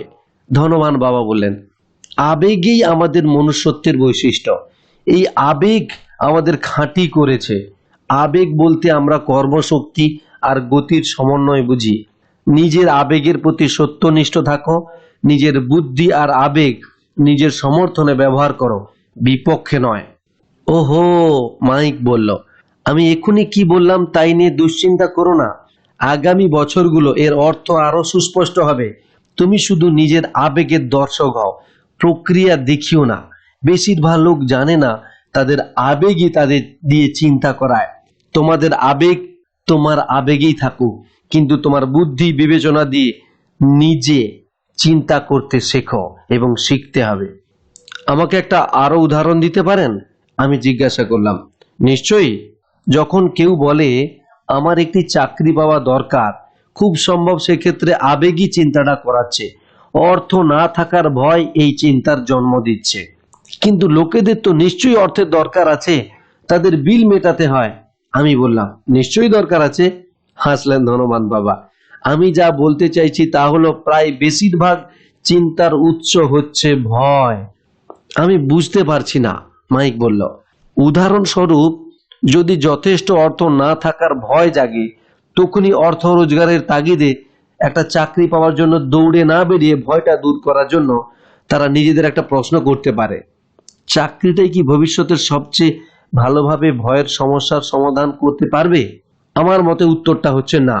বিশেষত যখন কোনো ব্যক্তির পুরো জীবনটাই দেখা হয়। সত্যি বলতে কি, চাকরি একটি দীর্ঘকালীন সমস্যার সাময়িক সমাধান। কিন্তু আমার বাবা সব সময় বলেছেন, স্কুলে পড়াশোনা করো, ভালো নম্বর পাও, যাতে তুমি একটি নিশ্চিত নিরাপদ চাকরি পাও। আমি কিছুটা বিভ্রান্ত হয়ে বললাম, হ্যাঁ আমি জানি উনি তাই বললেন। ধনবান বাবা হেসে বললেন, বেশিরভাগ লোকই পরামর্শ দিয়ে থাকে, আর এটা বেশিরভাগ লোকের কাছে একটা ভালো উদ্দেশ্য। কিন্তু লোকেরা প্রধানত ভয় তাড়িত হয়েই এই পরামর্শ দিয়ে থাকে। আপনি বলতে চাইছেন আমার বাবা ওটা বলেন কারণ উনি ভয় পেয়েছেন? হ্যাঁ, ধনবান বাবা সোজা উত্তর। উনি এই ভেবে আতঙ্কিত যে তুমি অর্থ রোজগার করতে না পারবে না এবং সমাজে স্থান পাবে না। আমাকে ভুল বুঝো না, তিনি তোমাকে ভালোবাসেন এবং তোমার মঙ্গল চান। আর আমার মনে হয় তার ভয় ন্যায্য। পড়াশোনা আর চাকরি অত্যন্ত জরুরি, কিন্তু এটা ভয় দূর করতে পারবে না। দেখো, যে ভয় ওকে সকালে উঠে কিছু টাকা রোজগার করতে বাধ্য করছে, সেই ভয়ই আবার তোমার স্কুলে যাওয়ার পিছনে এত জোরাজুরি করার কারণ হয়ে দাঁড়াচ্ছে। তাহলে আপনি কি পরামর্শ দিচ্ছেন? আমি তোমাদের অর্থের ক্ষমতাকে কিভাবে নিজের আয়ত্তে আনা যায় তা শেখাতে চাই, ভয় পেতে নয়। আমি তোমাদের অর্থের ক্ষমতাকে কিভাবে নিজের আয়ত্তে আনা যায় তা শেখাতে চাই, ভয় পেতে নয়। আর সেটা তোমাদের স্কুলে শেখায় না। তুমি যদি তা না শেখো, তুমি অর্থের কৃতদাস হয়ে দাঁড়াবে। আমি এখন ওর কথা বুঝতে পারছি। উনি আমাদের দৃষ্টিভঙ্গি প্রসারিত করতে চাইছিলেন। উনি আমাদের এমন জিনিস শেখাতে চাইছিলেন যা শ্রীমতী মার্টিন দেখতে পান না, তার কর্মচারীরা দেখতে পায় না, আর সেই অর্থে আমার বাবাও দেখতে পান না।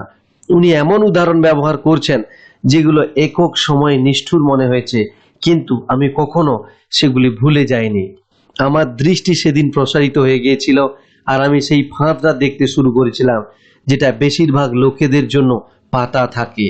দেখো, শেষে আমরা সবাই কিন্তু কর্মচারী, আমরা শুধু আলাদা আলাদা স্তরে কাজ করি। ধনবান বাবা বললেন, আমি শুধু চাইছিলাম তোমরা ছেলেরা একবার এই ফাঁদটা এড়িয়ে যাওয়ার সুযোগ পাও, যে ফাঁদটা ভয় আর আকাঙ্ক্ষা এই দুটো আবেগ দিয়ে তৈরি হয়েছে। ওগুলো তোমাদের কাজে লাগাও, তোমাদের বিপক্ষে নয়। এটাই আমি তোমাদের শেখাতে চাই। আমি শুধু অর্থের স্তূপ বানানো শিক্ষা দিতে উৎসাহিত নই, সেটা তোমাদের ভয় ও আকাঙ্ক্ষাকে নিয়ন্ত্রণ করতে সাহায্য করবে না। তোমরা শুধুই একজন উচ্চ রোজগারে কৃতদাসে পরিণত হবে। তাহলে আমরা কি করে ফাঁদটা এড়াবো? দারিদ্র আর আর্থিক সংগ্রামের প্রধান কারণ ভয় আর অজ্ঞতা। অর্থ ব্যবস্থা, গভর্নমেন্ট অথবা ধনীরা নয়, স্ব আরোপিত এই ভয় আর অজ্ঞতাই মানুষকে ফাঁদে জড়িয়ে ফেলছে। সুতরাং তোমরা ছেলেরা স্কুলে যাও আর তোমাদের কলেজের ডিগ্রি অর্জন করো। কিভাবে ফাঁদরা এড়িয়ে থাকতে হয় আমি তোমাদের শেখাবো। ধাঁধার রহস্যগুলো এবার সামনে আসছে। আমার উচ্চ শিক্ষিত বাবার উচ্চ শিক্ষা আর আকর্ষণীয় কর্মজীবন ছিল, কিন্তু স্কুল বাবাকে কখনো শেখায়নি কিভাবে অর্থ অথবা ভয়কে বশে আনতে হয়। আমি বুঝতে পারলাম আমি দুজন বাবার কাছ থেকে দুটো আলাদা আলাদা মূল্যবান শিক্ষা পেতে পারি। তুমি অর্থ না থাকার ভয়ের কথা বলছো, কিন্তু অর্থের আকাঙ্ক্ষা কিভাবে আমাদের চিন্তাকে প্রভাবিত করবে? মাইক জিজ্ঞাসা করলো। তুমি অর্থ না থাকার কথা, ভয়ের কথা বলছো, কিন্তু অর্থের আকাঙ্ক্ষা কিভাবে আমাদের চিন্তাকে প্রভাবিত করবে? মাইক জিজ্ঞাসা করলো। যখন আমি তোমাদের পয়সা বাড়ানোর লোভ দেখাচ্ছিলাম, তোমাদের কেমন মনে হচ্ছিল? তোমরা কি খেয়াল করেছিলে যে তোমাদের আকাঙ্ক্ষা ক্রমশ বাড়ছিল? আমরা সম্মতি সূচক মাথা নাড়লাম। আবেগের কাছে নিজেদের সমর্পণ না করে তোমরা চিন্তা করে প্রতিক্রিয়া দেখাতে পেরেছিলে, সেটাই সবচেয়ে প্রয়োজনীয়। ভয় আর লোভের আবেগ সব সময় থাকবে। এখন থেকে তোমাদের প্রয়োজন এই আবেগগুলোকে নিজেদের সুবিধার জন্য ব্যবহার করা। অদূর ভবিষ্যতের কথা চিন্তা করে শুধু আবেগ দিয়ে পরিচালিত হওয়া, চিন্তাকে আবেগ দিয়ে প্রভাবিত করা নয়। বেশিরভাগ লোক ভয় এবং লোভকে নিজেদের বিরুদ্ধে ব্যবহার করে, সেটাই অজ্ঞতার শুরু। বেশিরভাগ লোক মাইনের কারণ তাদের আকাঙ্ক্ষার ভয়ের আবেগ। তারা নিজেদের কখনো প্রশ্ন করে না যে এই আবেগ তাড়িত চিন্তাগুলো তাদের মাথায় নিয়ে যাচ্ছে বা কোথায় নিয়ে যাচ্ছে। এটি ঠিক এইরকম একটি ছবির মতো। একটি গাধা একটি ঠেলা টানছে, আর তার মালিক ঠিক গাধাটির নাকের সামনে একটি গাজর ঝুলিয়ে দিয়েছে। গাধার মালিক হয়তো তার যেখানে ইচ্ছা সেখানে যাচ্ছে, কিন্তু গাধাটি একটি মায়া বা অলীক বস্তুকে তাড়া করছে। পরের দিন ওখানে আর একটি গাজর থাকবে গাধাটির জন্য। মানে যেই মুহূর্তে আমি একটা বেসবলের গ্লাভস, মিষ্টি বা খেলনার কল্পনা করতে শুরু করি, সেটা ওই গাধাটার গাজরের মতো হয়ে যায়। মাইক জিজ্ঞাসা করলো, হ্যাঁ, আর তুমি যত বড় হতে থাকো তোমার খেলার দাম তত বাড়তে থাকে। একটি নতুন গাড়ি, একটি নৌকা, আর বন্ধুদের প্রভাবিত করার জন্য একটি বড় বাড়ি। ধনবান বাবা আবার অল্প হেসে বললেন, ভয় তোমাকে বাড়ি থেকে বের করে আর লোভ ডাকতে থাকে। তোমাকে বিপথে নিয়ে যায়। তাহলে উত্তরটা কি? মাইক জিজ্ঞাসা করলো। ভয় আর আকাঙ্ক্ষাকে যেটা আরো তীব্র করে তা হচ্ছে অজ্ঞতা। তাই প্রায় অনেক ধনীরা যখন আরো বড়লোক হতে থাকে তাদের ভয় বাড়তে থাকে। অর্থ হচ্ছে এই গাজর, একটা অলিক বস্তু।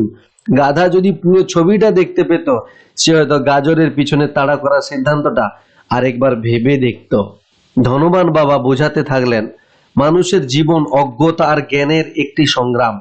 ব্যাখ্যা করে তিনি বললেন, যখন কোনো মানুষ স্বয়ং নিজের সম্বন্ধে জ্ঞান আর তথ্য অনুসন্ধান করা বন্ধ করে দেয়, সেখানেই তার অজ্ঞতার শুরু হয়। সেই সংগ্রাম চলে প্রতি মুহূর্তে নিজের মস্তিষ্ক খোলা রাখতে অথবা বন্ধ রাখতে শেখার সিদ্ধান্ত নেওয়ার সংগ্রাম। দেখো, স্কুল খুব গুরুত্বপূর্ণ। তুমি স্কুলে যাও একটি কলা অথবা পেশা শেখার জন্য, যাতে তুমি সমাজকে কিছু দান করতে পারো। প্রত্যেক সমাজে শিক্ষক, ডাক্তার, মেকানিক, আর্টিস্ট, রাঁধুনি, ব্যবসায়ী, পুলিশ অফিসার, দমকল কর্মী, যোদ্ধার প্রয়োজন আছে, যাতে আমাদের সংস্কৃতি সমৃদ্ধি লাভ করে আর সমাজ উন্নত হয়। সেই জন্য স্কুল তাদের প্রশিক্ষণ দেয়।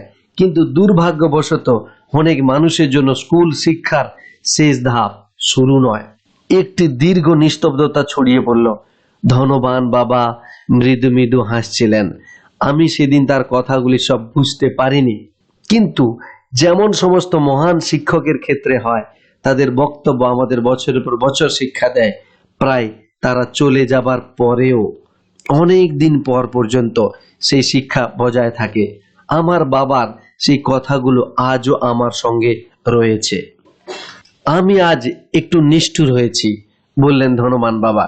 এই নিষ্ঠুরতার কারণ আমি চাই তোমাদের সবসময় এই আলোচনাটা মনে রাখো। আমি চাই তোমরা সবসময় শ্রীমতী মার্টিনের কথা মনে করো। আমি চাই তোমরা সবসময় গাধার কথাটা মনে রাখো। কখনো ভুলো না যে তোমাদের দুটো আবেগ, ভয় এবং আকাঙ্ক্ষা, তোমাদের জীবনের ওই আবেগ তোমাদেরকে চিন্তাধারাকে নিয়ন্ত্রণ করতে পারে না। নিজের স্বপ্নগুলি খোঁজো। নিজের স্বপ্নগুলির খোঁজ না করে শুধু ভয়ে ভয়ে জীবনটাকে কাটানো নিষ্ঠুরতা। আবার সুখের সমস্ত উপকরণ অর্থের জোরে কেনা যায় ভেবে অর্থের জন্য অত্যাধিক পরিশ্রম করাটাও নিষ্ঠুরতা। মাঝ রাত্রে বিল মেটানোর চিন্তায় ভয়ে ঘুম থেকে জেগে ওঠারও এক বিশ্রী জীবন। এমন একটি জীবন যা সম্পূর্ণভাবে নিয়ন্ত্রিত মাইনের চেকের সাইজ দিয়ে সত্যি সেইটা কোনো জীবনই নয়। এমন একটি চাকরি তোমাকে নিরাপত্তার অনুভূতি দেবে, এই চিন্তাটা নিজের কাছে মিথ্যে বলা ছাড়া কিছু নয়। সেটা নিষ্ঠুর। আর আমি চাই সেই ফাঁদটা তোমরা এড়াও যদি সম্ভব হয়। আমি দেখেছি অর্থ কিভাবে মানুষের জীবন চালায়। তোমাদের জীবন সেটা হতেও দিও না। দয়া করে অর্থকে তোমাদের জীবন নিয়ন্ত্রণ করতে দিও না। একটা সফট বল আমাদের টেবিলের নিচে চলে এসেছিল। ধনবান বাবা সেটা কুড়িয়ে নিয়ে ফেরত দিয়ে দিলেন। তাহলে লোভ আর ভয়ের সঙ্গে অজ্ঞতার কি সম্পর্ক? আমি জিজ্ঞাসা করলাম। কারণ অর্থের সম্বন্ধে অজ্ঞতাই এত লোভের আর ভয়ের কারণ। ধনী বাবা বললেন, তোমাদের কয়েকটা উদাহরণ দেওয়া যাক। একজন ডাক্তার তার পরিবারের বেশি সাহায্য হবে বলে আরো অর্থ চাইছিলেন, তাই তিনি তার ফি বাড়ালেন। এটা গরিব লোকেদের বেশি আঘাত করলো, তাই গরিব লোকেদের স্বাস্থ্য ধনীদের চেয়ে খারাপ হতে লাগলো। যেহেতু ডাক্তাররা তাদের রেট বাড়িয়েছে, অ্যাটর্নিরাও তাদের রেট বাড়িয়ে দিল। অ্যাটর্নিদের রেট বেড়ে যেতে স্কুলের শিক্ষকরাও বেশি মাইনে দাবি করলো, যার ফলে আমাদের ট্যাক্স বেড়ে গেল এবং এভাবেই বাড়তে থাকলো। শিগগিরই ধনী আর দরিদ্রের মধ্যে এমন ভয়ঙ্কর পার্থক্য দেখা দেবে যে বিশৃঙ্খলা শুরু হয়ে যাবে। আর একটা বড় সভ্যতা ধ্বংস হয়ে যাবে।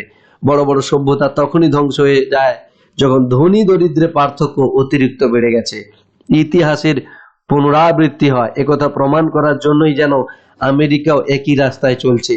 আমরা ইতিহাস থেকে শুধু তারিখ আর নামগুলি মুখস্থ করি, কিছুই শিক্ষা নিই না। দাম তো বাড়বেই, তাই না? আমি জিজ্ঞাসা করলাম। যে শিক্ষিত সমাজে একটা সুষ্ঠুভাবে কর্মরত সরকার আছে সেখানে নয়, দাম আসলে কমে যাওয়া উচিত। যদিও এটা প্রায় শুধু তত্ত্বগতভাবে সত্যি হয়।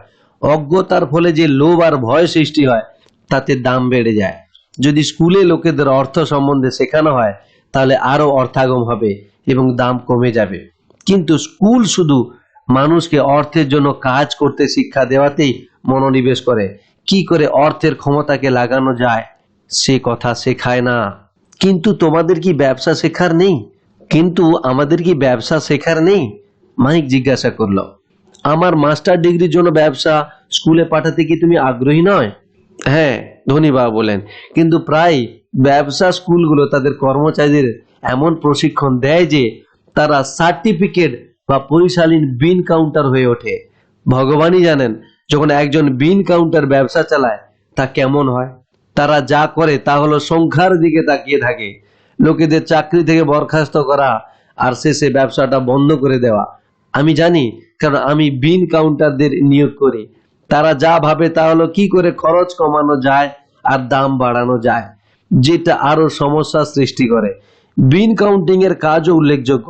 আমি আশা করি আরো লোকেরা এই বিষয়ে সচেতন হয়ে উঠুক, কিন্তু এটাও পুরো ছবি তৈরি করে না। ধনবান বাবা রাগগতভাবে যোগ করলেন। এর কি কোনো সমাধান আছে? মাইক জিজ্ঞাসা করলো। হ্যাঁ, ধনবান বাবা বলেন, চিন্তা করার সময় আবেগকে ব্যবহার করতে শেখো। আবেগ দিয়ে চিন্তা করো না।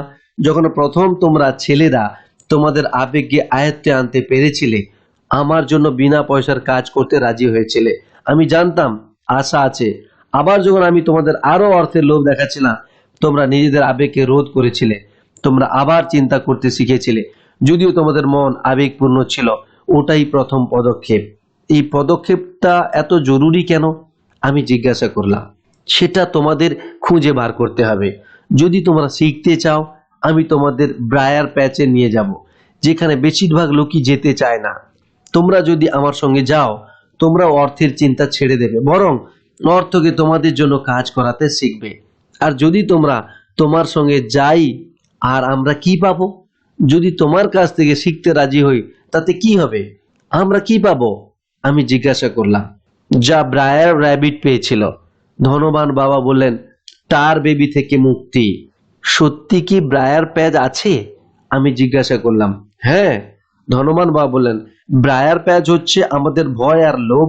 ভয়ের কারণ অন্বেষণ করে তাদের লোভ আর দুর্বলতা আমাদের সর্বস্ব দুর্দশার দিকে মোকাবিলা করাই এর থেকে নিষ্কৃতি রাস্তা। বুদ্ধি দিয়ে সঠিক চিন্তাধারা বসে নিয়ে, অর্থাৎ মস্তিষ্ক দিয়ে এই রাস্তাটা খুঁজতে হয়। চিন্তাধারা বেছে নেওয়া মানে? মাইক জিজ্ঞাসা করলো হতবুদ্ধি হয়ে। হ্যাঁ, আমরা কি চিন্তা করব সেটা বুদ্ধি দিয়ে বেছে নেব। আবেগের বশবর্তী হব না। বিল মেটানোর দুশ্চিন্তায় সকালে উঠে চাকরিতে গেলেই সমস্যার সমাধান হবে না। একটু সময় নিয়ে নিজেকে প্রশ্ন করতে হবে। যেমন একটা প্রশ্ন, এই সমস্যার সব থেকে ভালো সমাধান কি আরো কঠিন পরিশ্রম?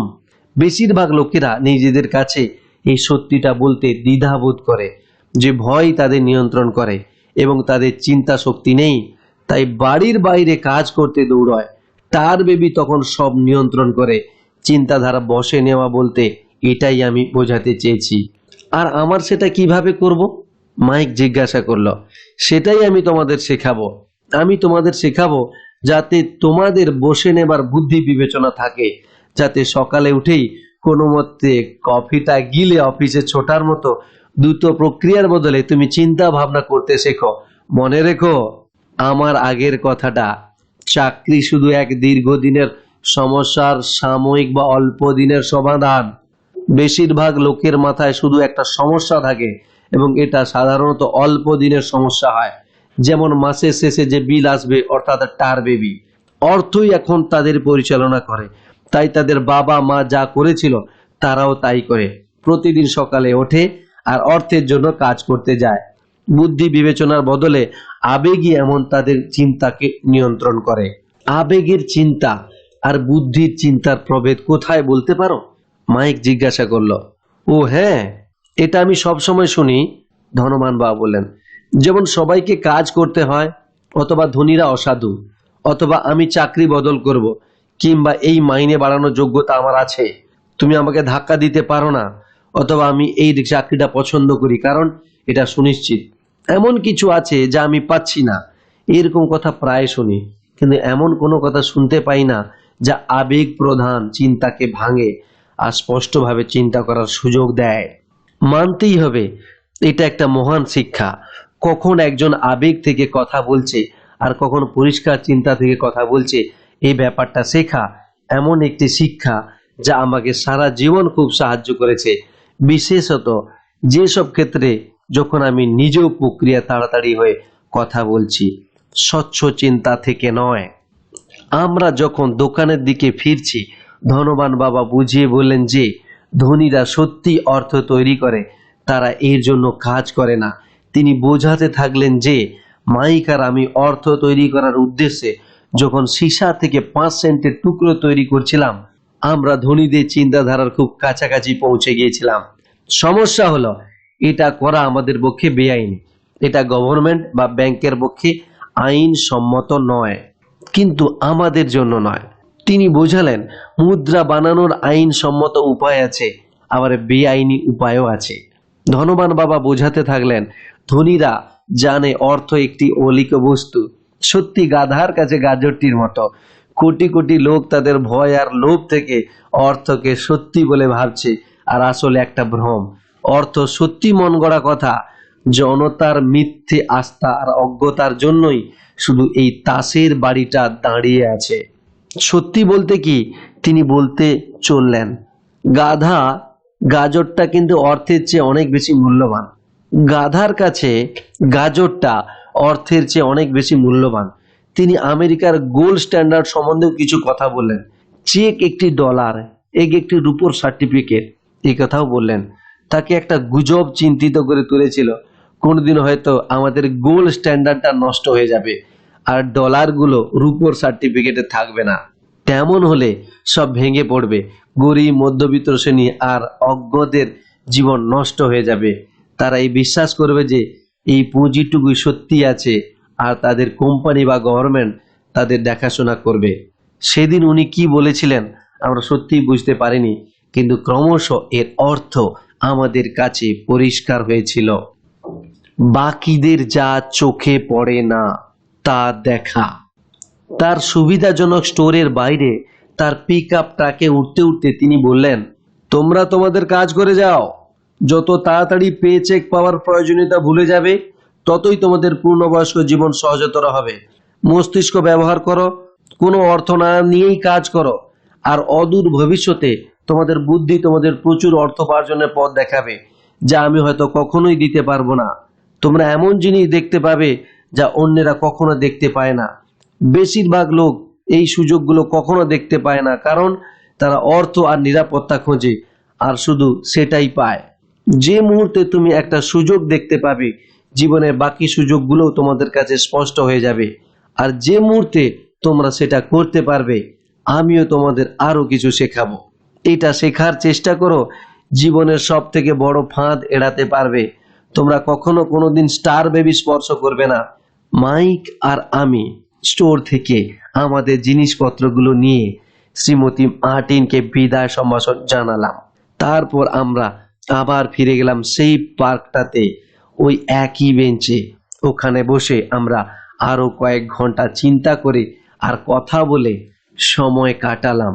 পরের সপ্তাহে স্কুলেও আমরা চিন্তা ভাবনা করলাম। তারপর আরো 2 সপ্তাহ সময় নিয়ে কথা বলে আর বিনা মজুরিতে কাজ করলাম। দ্বিতীয় শনিবার থেকে আমি শ্রীমতী মার্টিনকে আবার বিদায় সম্ভাষণ জানিয়েছিলাম, আর কমিক বইয়ের স্ট্যান্ডার্ডটা লোভাতুর চোখে দেখছিলাম। প্রতি শনিবার 40 সেন্ট না পাওয়ার দুঃখ হচ্ছে। আমার কাছে কমিক কেনার কোনো পয়সা নেই। হঠাৎ যখন শ্রীমতী মার্টিন মাইককে আর আমাকে বিদায় সম্ভাষণ জানাচ্ছেন, তখন আমি ওকে এমন একটা কাজ করতে দেখলাম যা আমি তাকে আগে কখনো করতে দেখিনি। অর্থাৎ বলতে চাইছি যে করতে দেখেও আমি কখনো তেমন মনোযোগ দিয়ে কাজটাকে লক্ষ্য করিনি। শ্রীমতী মার্টিন কমিক বইয়ের প্রথম পাতাটা অর্ধেক করে কাটছিলেন। তিনি কমিক বইয়ের পলাটের উপর অর্ধেকটা রাখছিলেন, আর বাকি কমিক বইটা একটা বড় কার্ডবোর্ডের বাক্সে ছুঁড়ে ফেলছিলেন। আমি যখন জিজ্ঞাসা করলাম যে কমিক বইগুলো দিয়ে কি করেন, তখন তিনি বললেন, আমি ওগুলো ছুঁড়ে ফেলে দিই। কমিক বইয়ের ডিস্ট্রিবিউটর যখন কমিক বই নিয়ে আসে, আমি মলাটের উপরে অর্ধেকটা ফেরত দিয়ে দিই। ও 1 ঘন্টার মধ্যেই আসবে। মাইক আর আমি 1 ঘন্টা অপেক্ষা করলাম। কিছুক্ষণ পরেই ডিস্ট্রিবিউটর এসে পড়লো। আমি তাকে জিজ্ঞাসা করলাম যে আমি কমিক বইগুলো নিতে পারি কিনা। তিনি উত্তর দিলেন, তোমরা যদি এই স্টোরে কাজ করো আর এগুলো আবার বিক্রি না করো, তাহলে এই বইগুলো তোমরা পেতে পারো। আমাদের পার্টনারশিপ আবার অন্যরকম ভাবে শুরু হলো। বেসমেন্টে মাইকের মায়ের একটা অতিরিক্ত ঘর ছিল, যেটা কেউ ব্যবহার করতো না। আমরা সেটা পরিষ্কার করে সেই ঘরে শত শত কমিক বই সংগ্রহ করে রাখতে শুরু করলাম। শিগগিরই আমাদের কমিক বইয়ের লাইব্রেরি জনসাধারণের জন্য খুলে দেওয়া হলো। মাইকের ছোট্ট বোন পড়াশোনা করতে ভালোবাসে, তাই ওকে হেড লাইব্রেরিয়ান হিসাবে নিযুক্ত করা হলো। সে প্রতিটি শিশুর কাছ থেকে লাইব্রেরিতে ভর্তি হওয়ার জন্য 10 সেন্ট করে চার্জ করত। এই লাইব্রেরি প্রতিদিন স্কুলের পরে 2:30 থেকে বিকেল 4:30 অবধি খোলা থাকতো। ক্রেতারা অর্থাৎ পাড়ার বাচ্চারা এই 2 ঘন্টায় যত খুশি কমিক পড়তে পারত। এটা ওদের জন্য লাভজনক ছিল, কারণ প্রতিটি কমিকের দাম ছিল 10 সেন্ট, আর তারা 2 ঘন্টায় 5টা কি 6টা কমিক বই পড়তে পারত। বাচ্চারা যখন লাইব্রেরি ব্যবহার করত, মাইকের বোন তখন তাদের ভালো করে লক্ষ্য করত যাতে তারা কোনো কমিক বই নিয়ে যেতে না পারে। সে একটা রেজিস্টারও রাখতো, প্রতিদিন কতজন বাচ্চা এলো, তারা কারা এবং তাদের কোনো মতামত আছে কিনা সেসব লিখে রাখতো। মাইক আর আমি সপ্তাহে $9.5 করে 3 মাস ধরে পেলাম। আমরা ওর বোনকে সপ্তাহে $1 দিতাম। তার বিনা পয়সায় কমিক বই পড়ার অনুমতি ছিল, যদিও সে খুব কমই পড়তো সেই বইগুলো। পাঠ্য বই পড়তেই সবসময় ব্যস্ত থাকতো। মাইক আর আমি শর্ত মাফিক প্রতি শনিবার স্টোরে কাজ করে আলাদা আলাদা স্টোরে থেকে কমিক বই সংগ্রহ করতাম। আমাদের ডিস্ট্রিবিউটরের সঙ্গে কমিক বই বিক্রি না করার চুক্তিও আমরা রক্ষা করেছিলাম। বইগুলো ছিঁড়ে গেলে আমরা ওগুলো পুড়িয়ে ফেলতাম। আমরা একটা শাখা অফিস খোলার চেষ্টা করছিলাম, কিন্তু আমরা মাইকের বোনের মতো এত বিশ্বাসযোগ্য ও একনিষ্ঠ কাউকে খুঁজে পাইনি। অনেক কম বয়সে আমরা বুঝতে পেরেছিলাম ভালো কর্মচারী পাওয়া কত কঠিন। লাইব্রেরি খোলার 3 মাস পরে একদিন ঘরের মধ্যে একটি ঝগড়া বেঁধে গেল। অন্য পাড়ার কয়েকটা গুন্ডা জোর করে ঢুকিয়ে এটা শুরু করেছিল। মাইকের বাবা আমাদের ব্যবসাটা বন্ধ করে দিতে বললেন। শেষ পর্যন্ত আমাদের কমিক বইয়ের এই ব্যবসা বন্ধ হলো। ধনবান বাবা আমাদের কিছু বিষয়, নতুন বিষয় শেখাতে চান বলে উত্তেজিত ছিলেন। তিনি সুখী হয়েছিলেন বা খুশি হয়েছিলেন এই দেখে যে আমরা প্রথম পর্বে শিক্ষা এত ভালো করে শিখতে পেরেছি। আমরা পয়সাকে আমাদের জন্য কাজ করাতে শিখেছি। স্টোরে অর্থ রোজগার করার সুযোগ খুঁজে নিয়েছিলাম। নিজেদের কমিক বই লাইব্রেরির ব্যবসা শুরু করার আমরা আমাদের আর্থিক ব্যবস্থাকে নিজেরাই নিয়ন্ত্রণ করতে পারছিলাম। কোনো মালিকের উপর নির্ভর করতে হচ্ছিল না। সবচেয়ে ভালো হলো, আমাদের শারীরিকভাবে উপস্থিত না থাকা সত্ত্বেও ব্যবসা আমাদের জন্য অর্থোপার্জন করছিল। আমাদের অর্থ আমাদের জন্যই কাজ করছিল। আমাদের পারিশ্রমিক হিসাবে টাকা পয়সা দেওয়ার বদলে ধনবান বাবা আমাদের অনেক কিছু দিয়েছিলেন। পুরো অডিও বুকটি শোনার জন্য আপনাকে অসংখ্য ধন্যবাদ। আপনি পুরো অডিও বুকটি মন দিয়ে শুনলেন এবং প্রমাণ করলেন আপনি আপনার কাজের জায়গায় সমাধান চান এবং বড় হওয়ার স্বপ্ন দেখেন। আপনারা বড় হয়ে উঠুন, জীবনে সফলতা অর্জন করুন, এটুকুই কাম্য আমাদের। এবং তাদের পথ ধরেই বড় হওয়ার সূত্র বের করুন, যিনারা সফলতা পেয়েছেন জীবনে এবং সফলতার সূত্র বইতে আবদ্ধ করে গেছেন। তাদের লেখা বইগুলো পড়ুন, অডিও বুক শুনুন এবং জীবনে উন্নতি করুন। ধন্যবাদ।